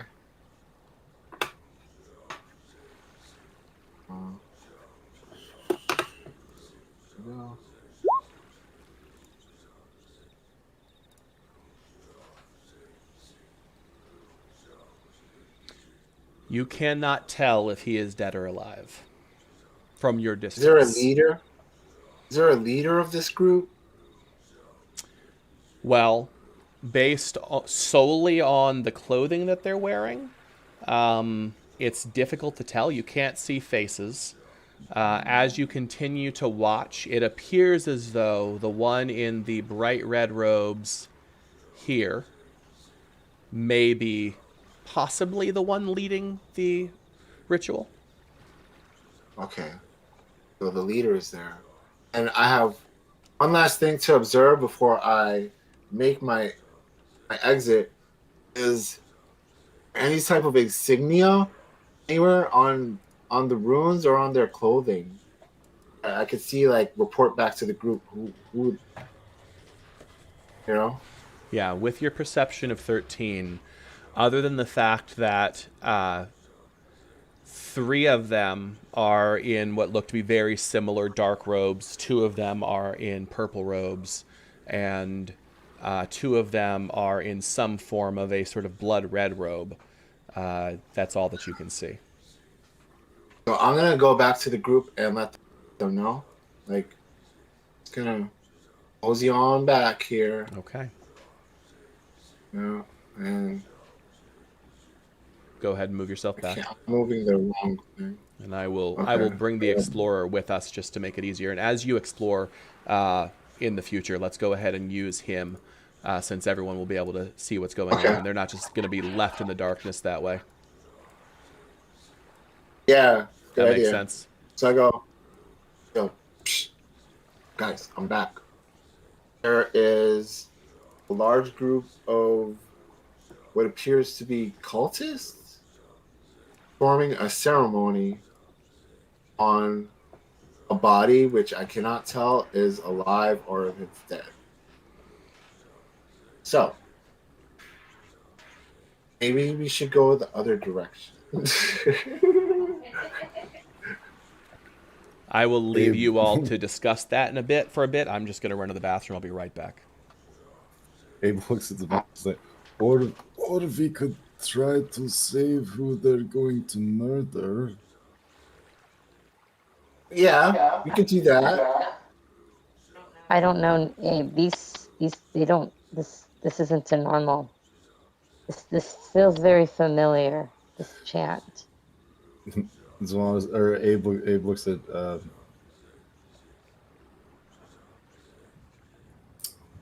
Familia, and he says, Well, yeah, cultist chanting in the abandoned sewer is not a normal occurrence, I would think. It doesn't seem like something that would be very welcoming in polite society. Of course, Sylvanas, what were they wearing? They're wearing robes. You're muted. Oh. That's not good. So they're wearing robes of dark colors, red colors, and purple. And I think their leader is actually there. I don't know if the person is alive or dead. Just laying on a table made of fire. Pure fire. I'm back. And there's runes. And I'm getting floating around the room. Hey, I want to interrupt you for a second. I'm getting some echo between you and Nikki. Oh, You muted? Okay, is that better? Yep, much. Go ahead. Okay, so I was describing that there's different color robes, red, purple, and dark color. Mm-hmm. I think their leader is actually there. I don't know if the body is alive. I couldn't tell. It's just resting on a table made of pure fire. And there's runes floating around. Just floating. I don't know. I don't know if you want to take these guys on. I mean, guy is just laying on the table. He's dead already.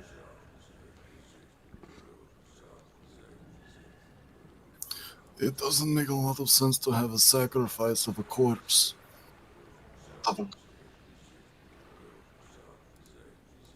Was he in a trance? Was he in a trance? I couldn't tell. Just see him laying there. I don't know. He's just not moving. But it's hard to see if he's dead or alive. He could just be going along with it even. Like maybe he's going along with it. I'm a little freaked out. Zavanis is a little freaked out. I don't want to die here in the tunnels with these rats and hear you guys. Do I? But if there's gold in it, oh. Gold is not worth dying. That's true. That's true. Zavanis. That's true. So what is the group doing at this point, guys? Oh, what is? I feel like we ruled out going north. West is a dead end. If we want to make it to the city alive, like maybe we go like. No, it's the way out. Like it's the opposite direction of where we're supposed to go, apparently. But maybe it's just the long way. It very well could be, yes. So, you are both willing to let this man die? I mean, if everyone else wants to go, I'll go. Where are you volunteering to go? He's saying if everyone wants to fight wherever the group wants to go. Oh, he's saying he'll go with whatever the group decision is. Okay. I think we should stop whatever darkness is occurring in that room. But I am just one voice, and it sounds like the two of you do not wish to go that direction. It is very dangerous. Like, I had a near-death experience back at that hag house. But Oh, I'm I'm getting an echo again, guys. Oh, I mute. It's okay. Sorry. So I feel I'm torn. I'm torn between saving and I'm torn between wanting to survive. I say to Abe, honestly, I want to save the guy. Are we a match for these people? Can we take them on? Well, we won't know unless we try.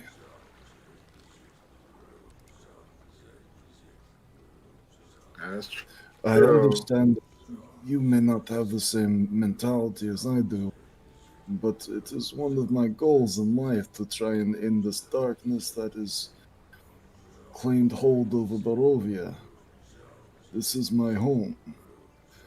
And deranged cultists giving a assumedly live sacrifice to something underneath a major city is a pretty big marker for me on whether or not darkness should be allowed to stay here. This seems like some dark shit, I'm not going to lie. Let's go. Let's go. He's rallying me. He's using his bard words. His bardic words are invigorating my courage. And I'm like, you know what? I think we give them a show of the lifetime. Then let us fight. I want to fight. I want to fight. I want to take out some aggression on these cultists. All right. So is that the decision for the group? It's been pointed out, and wait, Familia, are you not cool with this? No, the thing is I won't. Money. Oh, sorry. I won't. Damn that. I'm just very hesitant right now. And because of what I hear and what I remember, I feel like we're going to get over our head very quickly. So I'm just going to say to Kaylin, basically to, how do I say, Kaylin, just weapon up, be prepared. And I asked Irina, what do you think? She, more than anything, aligns more with me, so I ask her. If there is a person who is an innocent being attacked by these creatures, I would not choose to stand aside if there is anything that can be done to stop whatever is happening. But if it is beyond our ability to affect, if we die trying, we've done nothing for the good.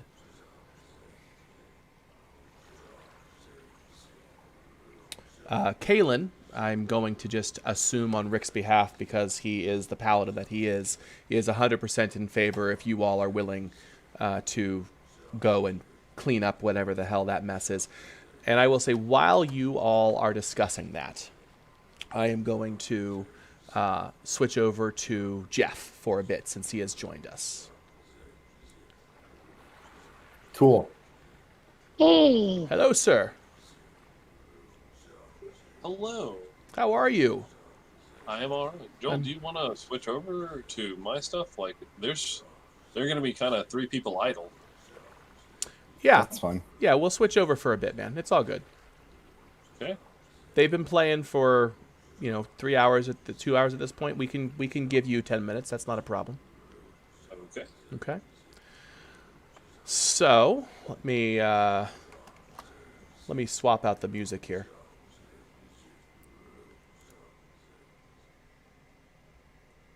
No more chanting. Isn't that better, guys? Mm-hmm. 1 second.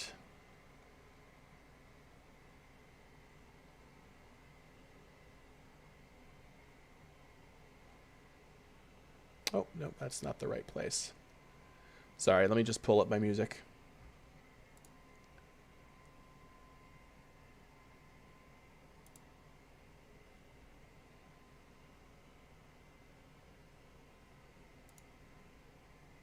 No, it's not that Familia's trying to be,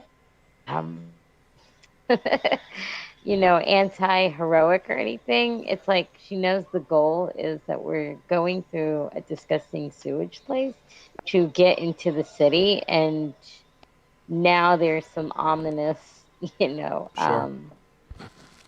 issues coming up that it's like doesn't. We already have like a million missions right now. You know what I mean? But then again, it's like, sure, what's one more? Sure. I just But want to get out of this. Even past that, like, not even about thinking about the things that we have yet to accomplish, but like, I can't imagine seeing somebody possibly alive about to be ritually sacrificed and just like walking by me and like, not my problem, because that sounds kind of dangerous. It'd be like telling a cop that, like, hey, that guy getting mugged over there, just ignore it because it could be dangerous. Yeah, it's all about the characters that you're playing. And it's fine. Absolutely. And like, I understand Familia's perspective, but like, this is kind of a no contest situation for Abe. Sure. But anyway, so we're going to set that aside for a minute. Jeff. Yes.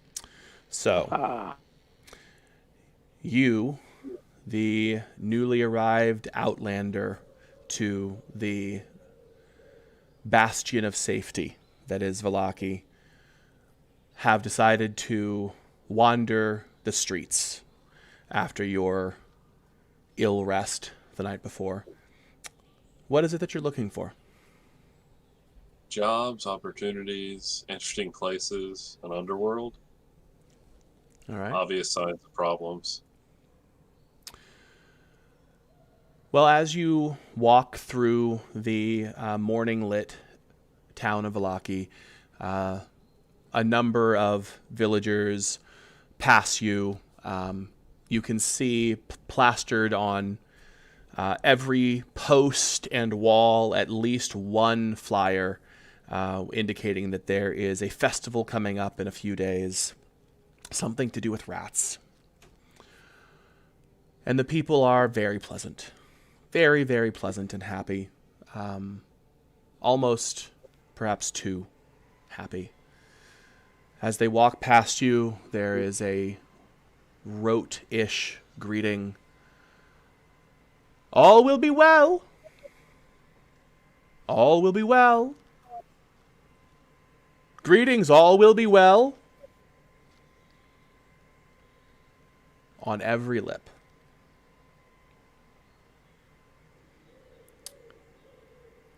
After about a half an hour's walk through the town, as you gain your bearings, you find yourself again near the town center that you passed briefly the night before as you were entering the walled town of Vallaki.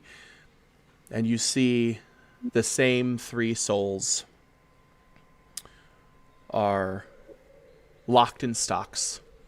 And there's a small crowd of villagers carrying rotten fruit in their hands and occasionally throwing them at the three stocked villagers. Strangely, every time a piece of fruit is thrown, they chant, "All will be well! All will be well."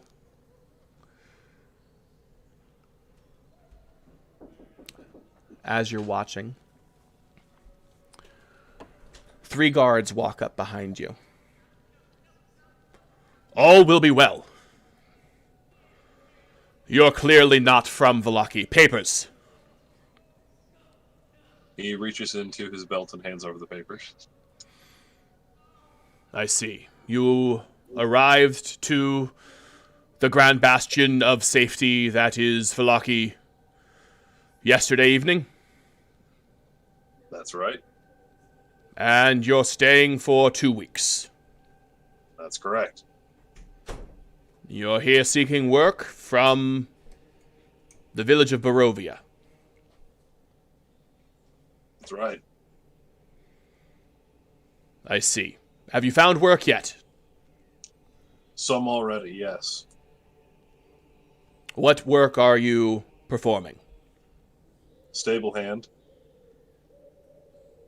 Stable hand. For one of the nobles in town, then? No, one of the inns, local business.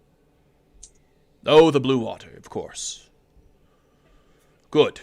Good. Well, if you're looking for more work, we do need a large number of living captured rats, and we are paying a copper per live rat gathered, if you're interested. I've heard that for single even larger ones, you'll trade for electric. That is correct.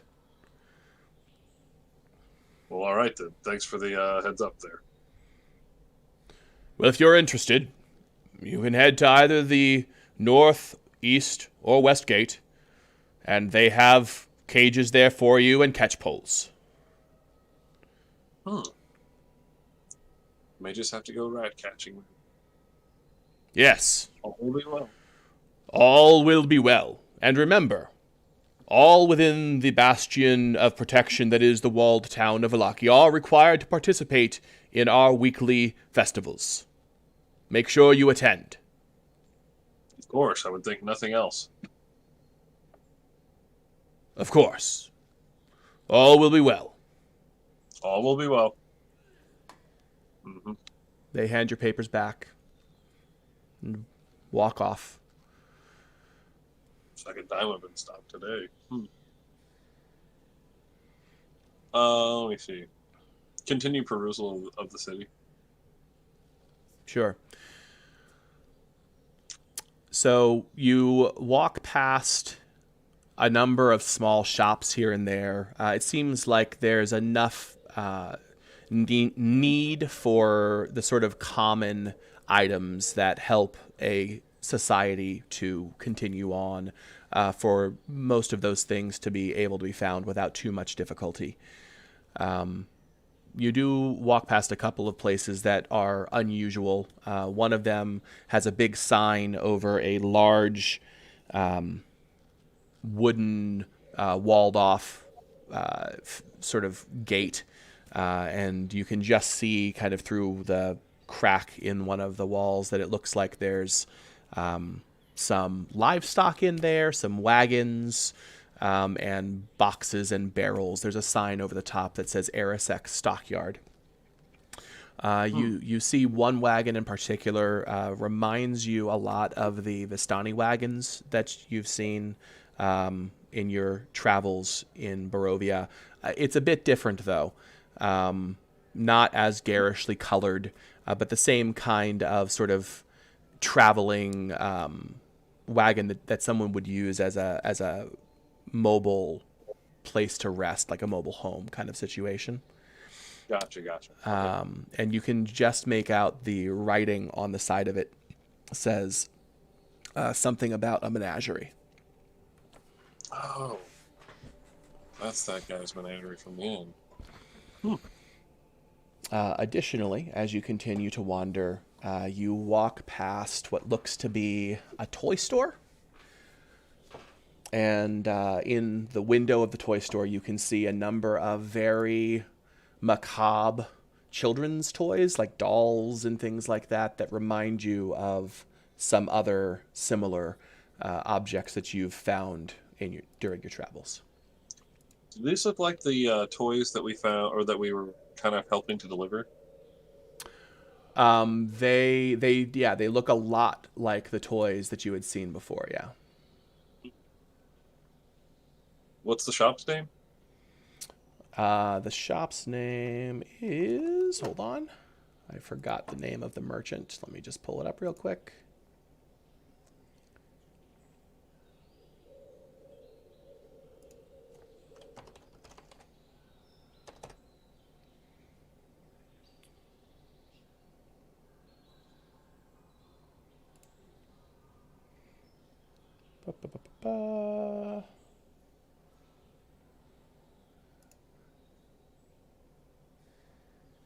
Come on. There we go. Blinsky Toys. That was the same name that was on the toys when we found them too, wasn't it? It was. Okay, so this is the actual source. This isn't some distributor. Neato. All right, taking a mental note of that one. Mm-hmm. Involved in something. Continuing around city. Okay. There are a number of places that may be worth noting. You can see there's one section of the town where there seems to be more... although all of the buildings in this place are old and not exceptionally well cared for, there is definitely an area where things are sort of a wealthier section of society, if that makes sense. And that it is clearly separate from the rest of town. Like there's a clear demarcation where it's like, okay, this is where the money is, sort of situation. And that is there and there. Let me just make sure of my locations here. So that area is sort of north of the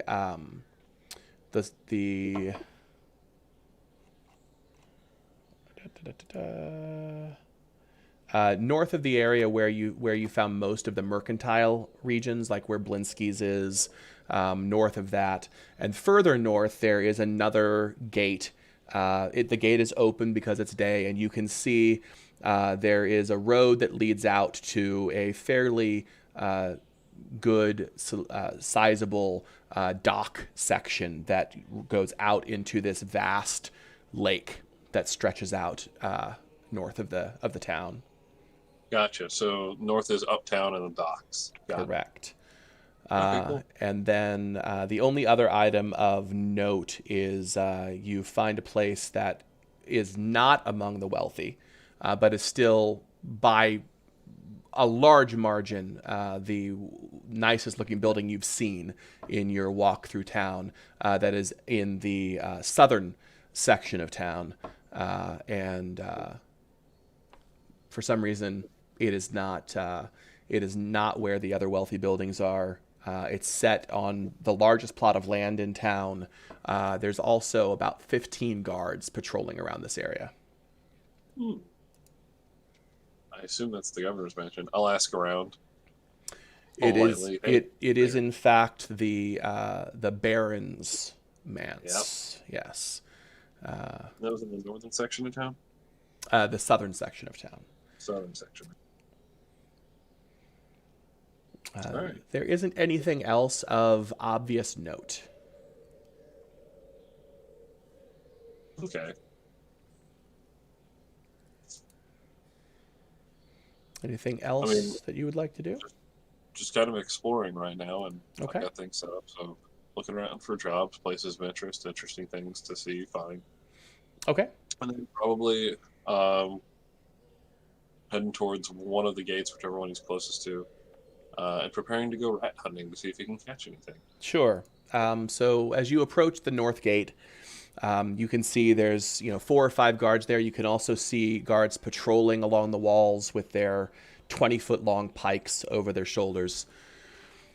As you walk up, one of the guards women steps forward. She's got a pot helmet on her head, dressed in the same sort of uniform that you've seen all of the other guards wearing, although she does have a sort of a little red piece of fabric that's sort of pinned on as a ribbon on her lapel. All will be well. How can I help you? I just need to exit the gate. Well, actually, you know what? What? You're welcome to leave the Bastion of Vallaki if you would choose to. Keep in mind that you may not enter after dark. Even with papers already for my person? Ah, yes, I should have realized based on... Well, you don't look like one of us, do you? Your papers allow you free travel within the within the town, but the gates are closed at dusk and are not opened for any reason until dawn. All right, then. Well, I heard that you have some cages and baskets for catching rats for the upcoming festival. Ah, yes. It's good to see a new face here in our bastion of safety, so willing to assist in the weekly festivals.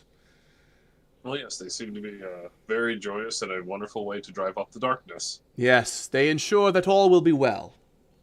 All will be well. All will be well. Well, let me see here. Hold on. And she'll walk away for a moment and then come back a bit later with a wooden cage that looks like it could probably hold maybe a dozen rats if you were able to jam them all in there. And a long wooden pole with a net on the end of it. Now, we need them alive. You don't get paid for anything that comes in dead. Right. And an electrum piece for anything that's particularly large? Well, we will have to be the ones who decide if it is worthy of an electrum. But yes, if you catch an especially impressive specimen, then there would be more money in it for you, yes. All right, then. Thank you. All will be well. All will be well. The closest entrance to you to get down into the sewer system would be up that road to the left, and then you should see it sort of ends at a hole in the ground that you can climb yourself down into, just to the side of the houses there. Is that where most people are gathering them from? Well, it's where the majority of them tend to be, in the sewers below the city. I see. All right, then. Hey, Joel, the abandoned house that I investigated there, that one had a absolute shit ton of rats in it, right? It did. Huh. I want to go after that. Do you want me to go in the sewer, or should you want me to go after the house? You can go wherever you'd like to go. All right, I'm going to go after that house and try and get them there because there's literal swarms of rats. So that house is out the east gate. So it would be a bit of a walk for you to be able to get to there from where you are, but you're welcome to do so. Okay. I'll go over to where the sewer entrance is and take a look around some. Okay. And then figure out what to do from there. Okay. So yeah, it's not a long walk from where you are, and you turn the corner that you were directed to, and then walk to the end of that road. It's a well populated road with a number of houses all along it. You can see people sort of watching you from the windows occasionally. Not a lot of people actually on the street right now. And as you get to the end of that street, sort of near the edge of the wall on the northern end of town, sure enough, there is what looks to be basically the equivalent of a storm drain that you would see on a street, with a gap in it that's plenty large enough for you to be able to slide down into, should you choose. All right. Does it seem well traveled? Like there's a lot of people going down there? Does it seem ratted out? I mean, you don't see anybody there right now. Give me a perception check, or survival if you prefer. Let's see. It'll definitely be survival.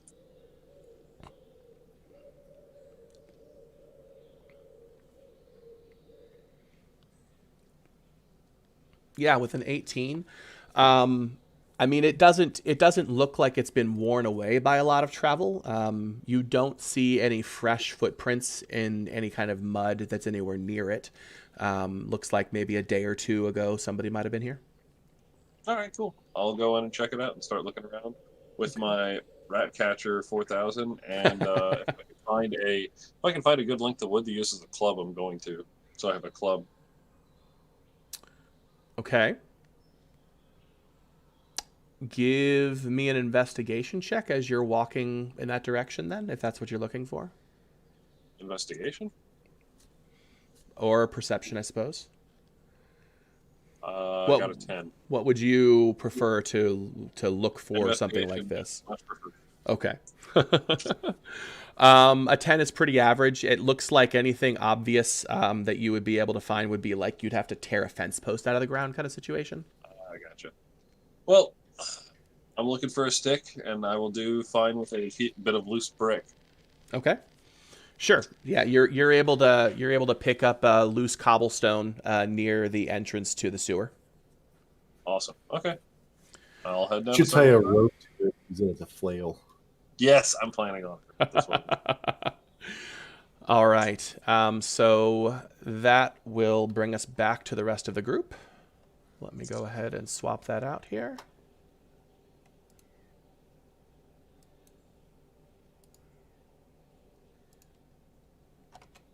Hold on. Too many windows open. Where am I going? I am going here.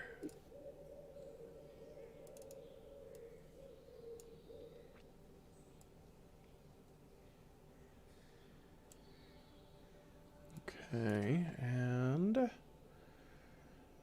I can swap out the music.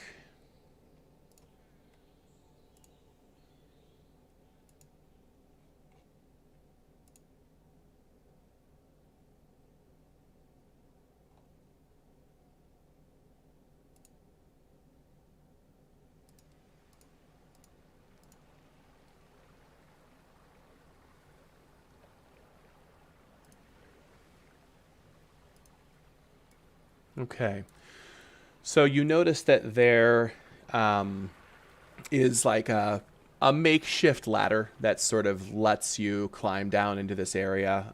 It's not very well cared for, but it's serviceable enough for your needs to be able to get down. As you lower yourself down, you can just make out torchlight to the south of where you let yourself in. And let me go ahead and put you on the map here.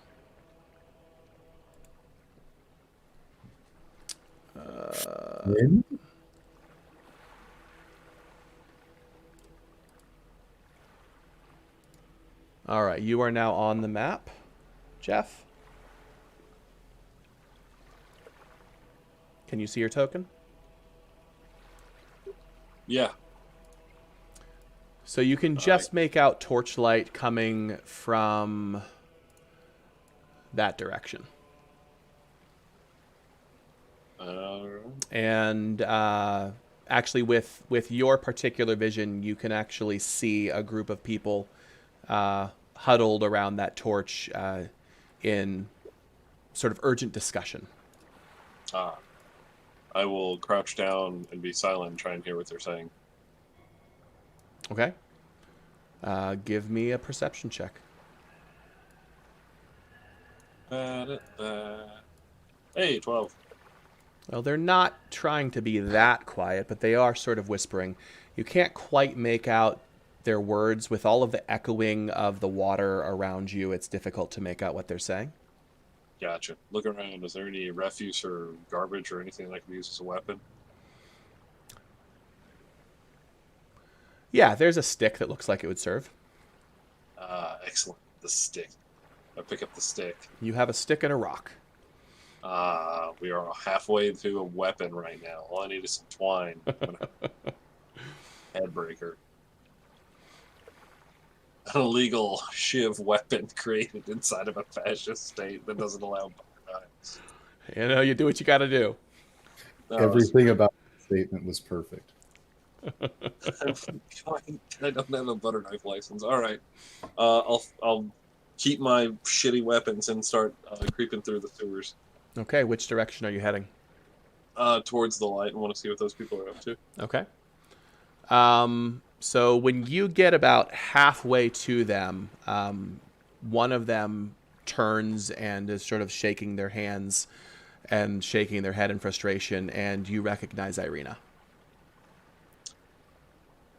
Oh, wow. How far away am I? You mean to move you? Yeah, just show me how far away I am. Yeah, no problem. You are... Oh, hold on. I'm on the wrong layer. There we go. You are here.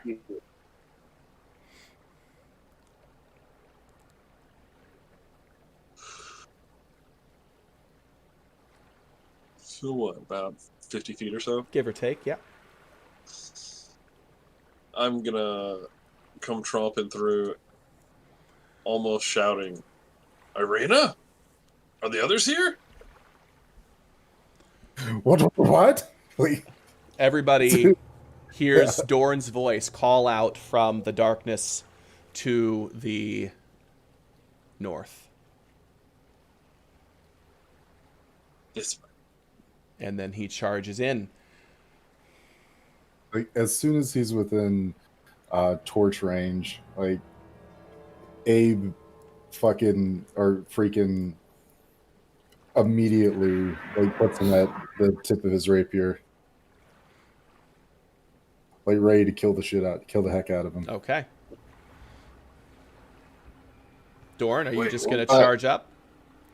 Whoa, it's me. That doesn't mean much here. Who are you and why do you take the body of our friend? Dorn. And I take this body around with me because I'm Dorn. You are dead.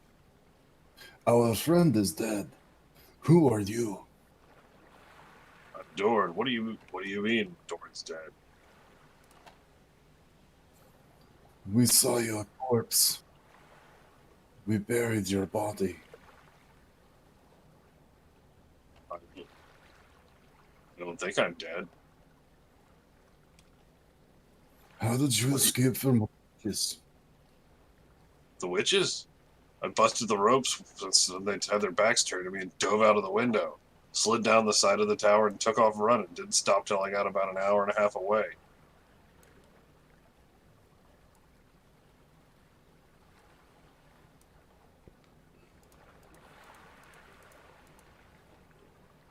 Are we all really just seeing Dorn? He just ran up out of the darkness. Hey guys, how you doing? Like, I'm I'm literally speechless. Like, I'm still, my mouth is open and I'm speechless. And my eyes are flaring because I am seriously just shocked. Before I left, Czar filled me in on what was going on. It sounded like you all were going to be out of there fine. So I took off running. Knew that we'd meet up in Vallaki. Well, it looks like we're meeting up under Vallaki. But yeah. What else? Then what did we bury? What did we just see? Who was that was dead in front of us? What do you mean? When we woke up. I saw you, Dorn, dead. I saw you split from head to As she's getting excited, like, Abe's gonna put a hand on her shoulder and be like, Shh. Simmer your rage. Just a little. Can I make a point? By the way, hi, Dorn. Could have been an illusion easily put up by those vile, fake creatures. No. It could have been an illusion. Dorn, We moved the son corpse. of a gun. We So burned the glad body. to see you. That was a corpse. That was not an illusion. What do you Oh. mean? We woke up after the witches event. We were on the road outside of the windmill, and your corpse was split from stem to stern.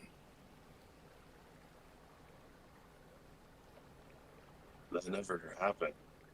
I jumped out the window and took off running. I made it here. We don't have time to verify this. We have more pressing matters. What? I'm down here hunting rats. What are you doing? There's apparently a ritual. There's apparently a ritual sacrifice happening around the corner. Oh, well then. Here, just get a board from this little bridge.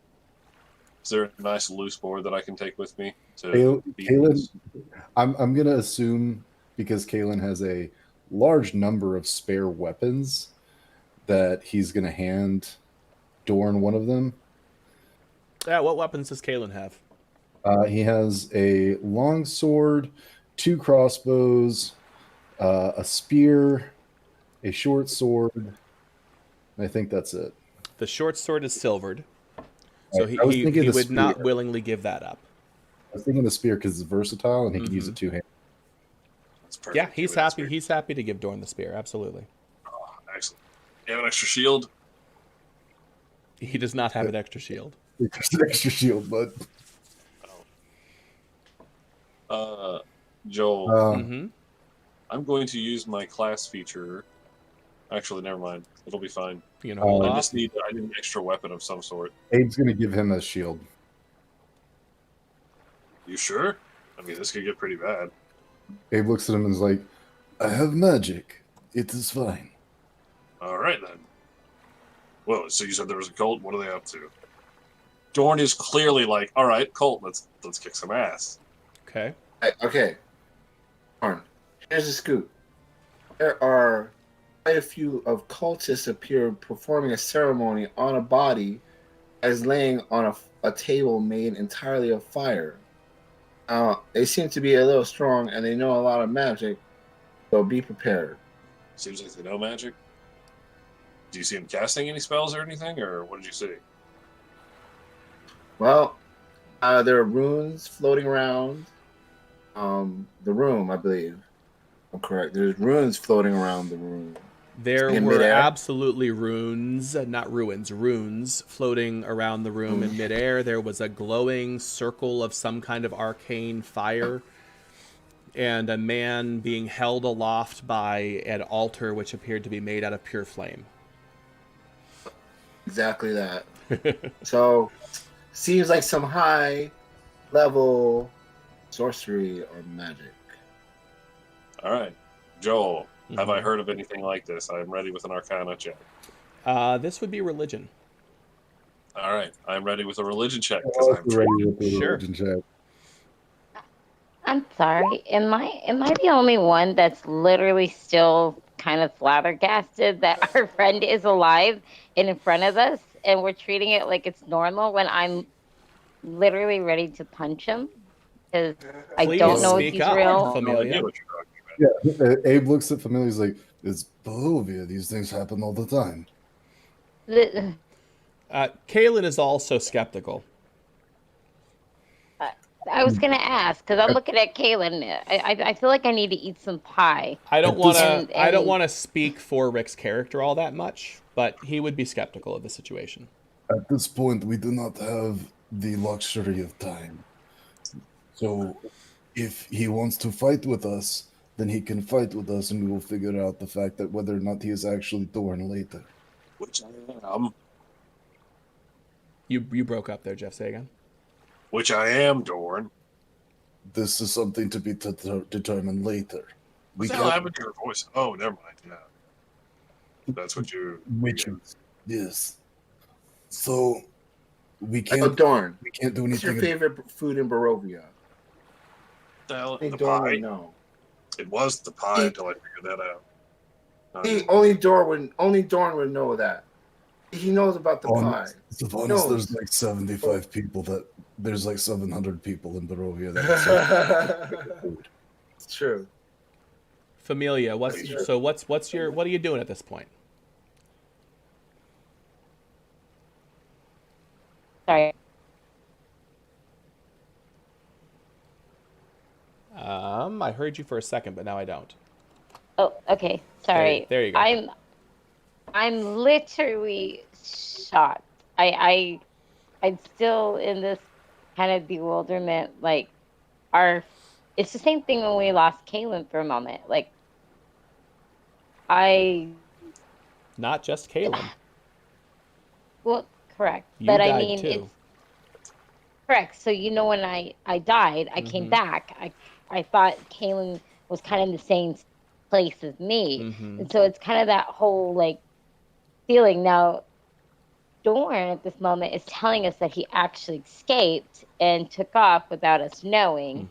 And then we are basically completely sidelined with almost like a fake scenario meant to screw with our psyche, whether it's a magic or a really nasty spell or parlor trick. I don't know, but it's just weird, and everyone's kind of acting, even Irina, like everyone's acting like this is, just like Abe said, it's another day in Barovia. This should not be another day in Barovia. This is like something significant, and our friend is actually alive. So I don't know whether I should hug him or I should, do a spell or cantrip on him or just punch him, because I'm really skeptical if he's him. And whether or not he wants to go fight or not, it's the fact that we're trying to get into Vallaki, and he's coming in from Vallaki in the sewer, no less. So what does Familia say or do in this situation? Well, besides asking everyone, you're all fine with this right now? Like, Dorn was dead. Dorn's here. I wasn't dead. I don't know we what saw you dead. So I don't know what I just saw, and I don't know what I just buried. Yeah, but I thought literally we died back there. I just want to say, since she's saying that, and we're really trying to like hustle, like I want to say, look, Familia, those hags obviously mess with memories. That is a skill of theirs. Like, I don't think maybe those memories aren't even real. Who knows what they planted imagery-wise? Like, they're pretty powerful fey magic hags. Like, I don't doubt that this is Dorn. Like, I just trust it. It brings him here at this very hour when we need him. That's a very dangerous thing to presume. So does Familia have any questions for Dorn or anything like that? I mean, what do you want to know?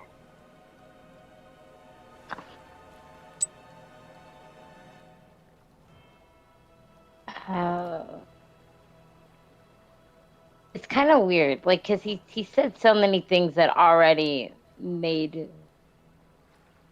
me convinced it's him. Okay. When he was talking about his, what's his name? What was his Czar? He mentioned Czar, which more than anything, only he really would know of Czar, besides the hags.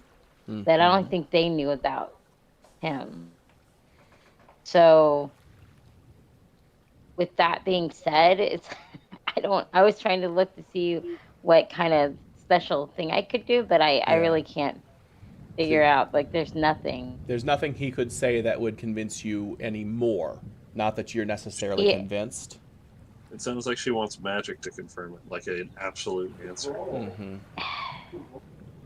No. I just want to be like, you still owe me a piece of pie from, God, what's his name? I have it written down. The priest's son that we killed. Doru. Thank you. Doru. That you threw at Doru and wasted. I did. That's all I'm going to say to him. Okay. Because then if he acknowledges it and remembers, it just kind of solidifies. And he acknowledges it. Yeah. Yeah. Well, yeah. I mean, like, now that I know what's in it, though, I don't really like it. So. Yeah. They're children. Children are in it. Yeah, I know. Ugh. But which is part of why I'm basically just been here trying to gather up people to take that. Which is, I've only been here a night though. Y'all make good time. Yeah. They're quick. We need to. So. Wait, when you found my plan. body, he makes weird quotation marks with his fingers. When you found that, did it have my gear on it? No. No. It did not. Damn it. Okay. That was some of my gear too. Just FYI, Dorn. You lost some stuff too?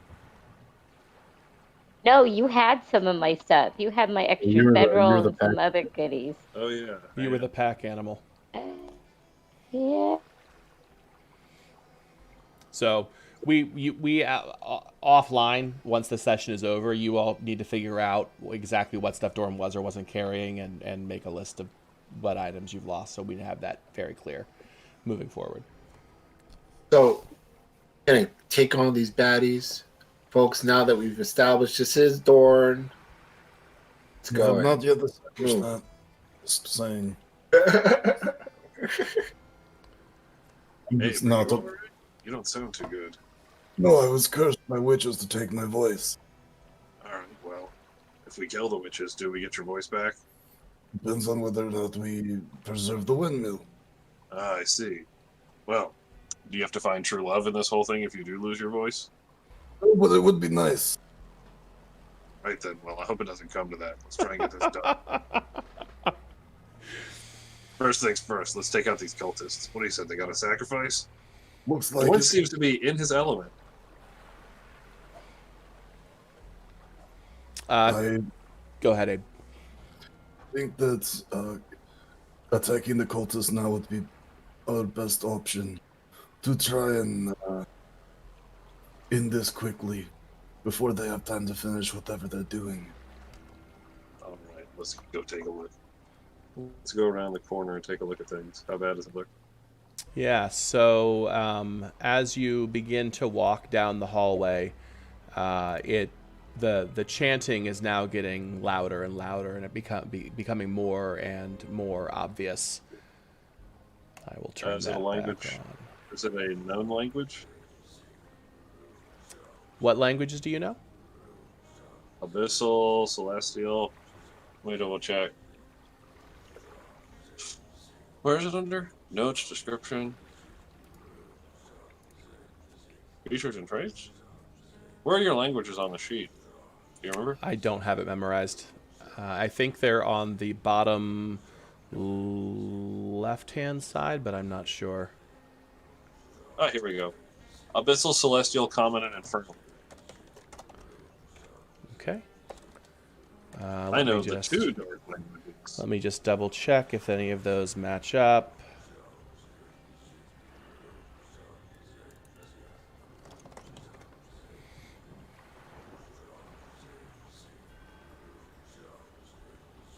It is Infernal.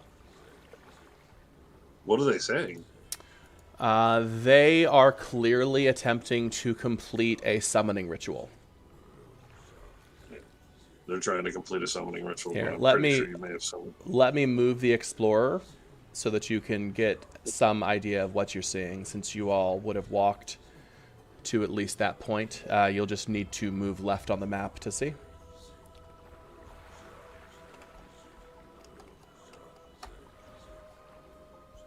Alright.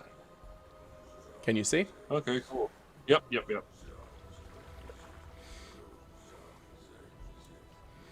If they complete the ritual, they're going to bring something else through here.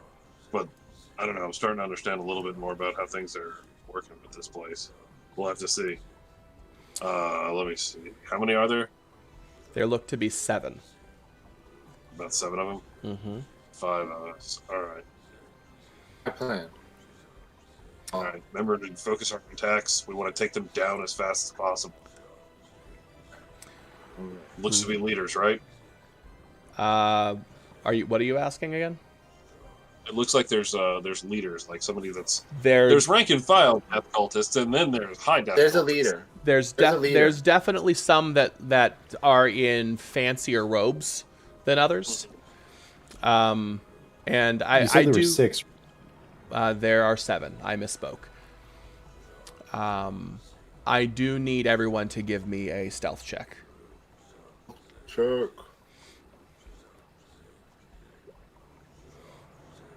Okay, I have a 9. I have an 8. If I have advantage, it's a 22. We're so sneaky. 7. And can somebody roll for Kalen? Keeping in mind that both Abe and Kalen are at disadvantage because of their armor. Okay. While you all are discussing what the best move to do is, the chanting stops, and one of them, the one in the bright red clothing, says, "Kill them!" And I need everybody to please roll initiative. Make sure you click on your token first. All right. Let me go ahead and pull the initiative up here first. 1 second. In the scramble, as everybody's getting ready to attack and everything, Dorn is going to call out, "All right, too late. It's time to go. Okay, everybody stick together. Focus your attacks. Let's take them down."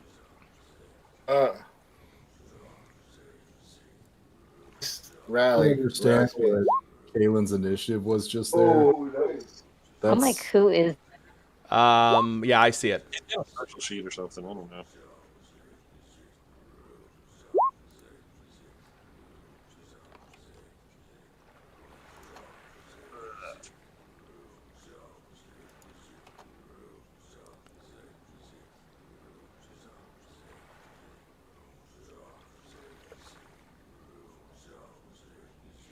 Okay, so Kalen gets a...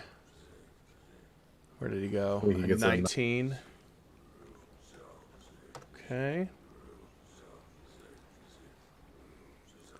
So I've got Sylvanas at a 22, Kalen at a 19, Familia at a 19. What is Familia's dexterity? Better than Kalen's. Give me 1 second. I think she just wins. I think Caitlin's like Yeah, Kalen's a -1. Wait, are you not in dexterity through saving throw? No, the score, the big number under the top. dexterity. Yep. It's just 10. It's 10. Okay, so that's still faster than Kalen is. Oh. So Familia goes faster than Kalen. Dorn is at a 15. Abe is at a 9. Irina, where is she? Goes on a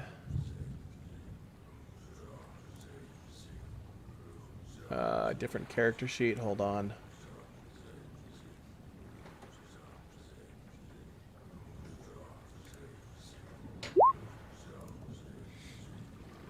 Goes on a 6.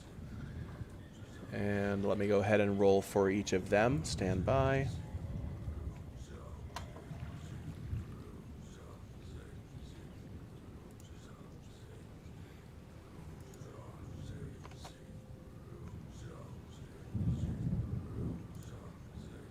Did it roll? Yep. Okay, next one. Next one.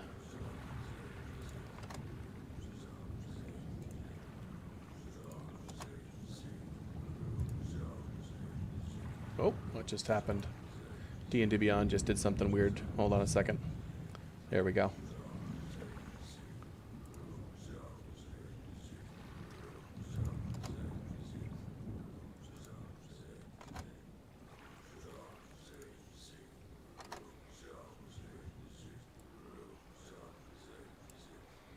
And then this guy.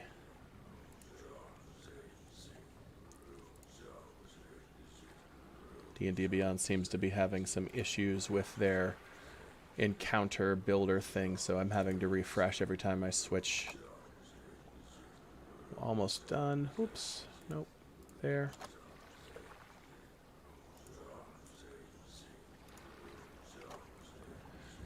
All right. So, yeah, okay, so position yourselves. I will say that Kalen would have insisted that Dorn be first. Doran goes first. Ready and happy to beat some cultist ass. So go ahead and position yourself at the entrance to this room. The entrance to this room being where the explorer token is. Yeah. Boop. I hit the wall. Oh, I'll move you. I got it. All right. Here. All right. How does everybody else want to put themselves in the marching order here? All right. Oh, shoot. Don't do that. That was me, sorry. There we go. Second. Right. Put yourselves where you're going to be, folks. I didn't want Doran to be a little further in if I could get him there. Peeking around. Because you all were basically trying to not be seen and then you were noticed, I would guess that you can be like one more step in, basically, and that's all I'm going to give you. Fine. One more step in. This? Yeah, that's good. Awesome.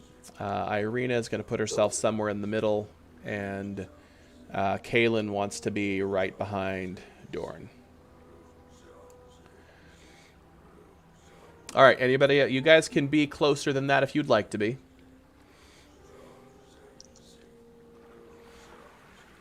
Sylvanas, Familia, are you good with where you are? Can you tell me what's up? Are you not able to move your token? No, I'm trying to. Here, I'll move him for you. I'm trying to. Yeah, I'm trying to get closer, but the turn order tracker is in my way, kind of. You should be able to drag that box out of the way. Yeah, I'm slowly getting it. Okay. All right, so Irina's going to hang toward the back, and that is where we are. Now, I will say before we start combat, it is approaching midnight here. Do you all want to call this as a cliffhanger stopping point? I can do a few rounds. Like, if we're going to... Do you want to, like, start it, or do you want to all finish at the same time?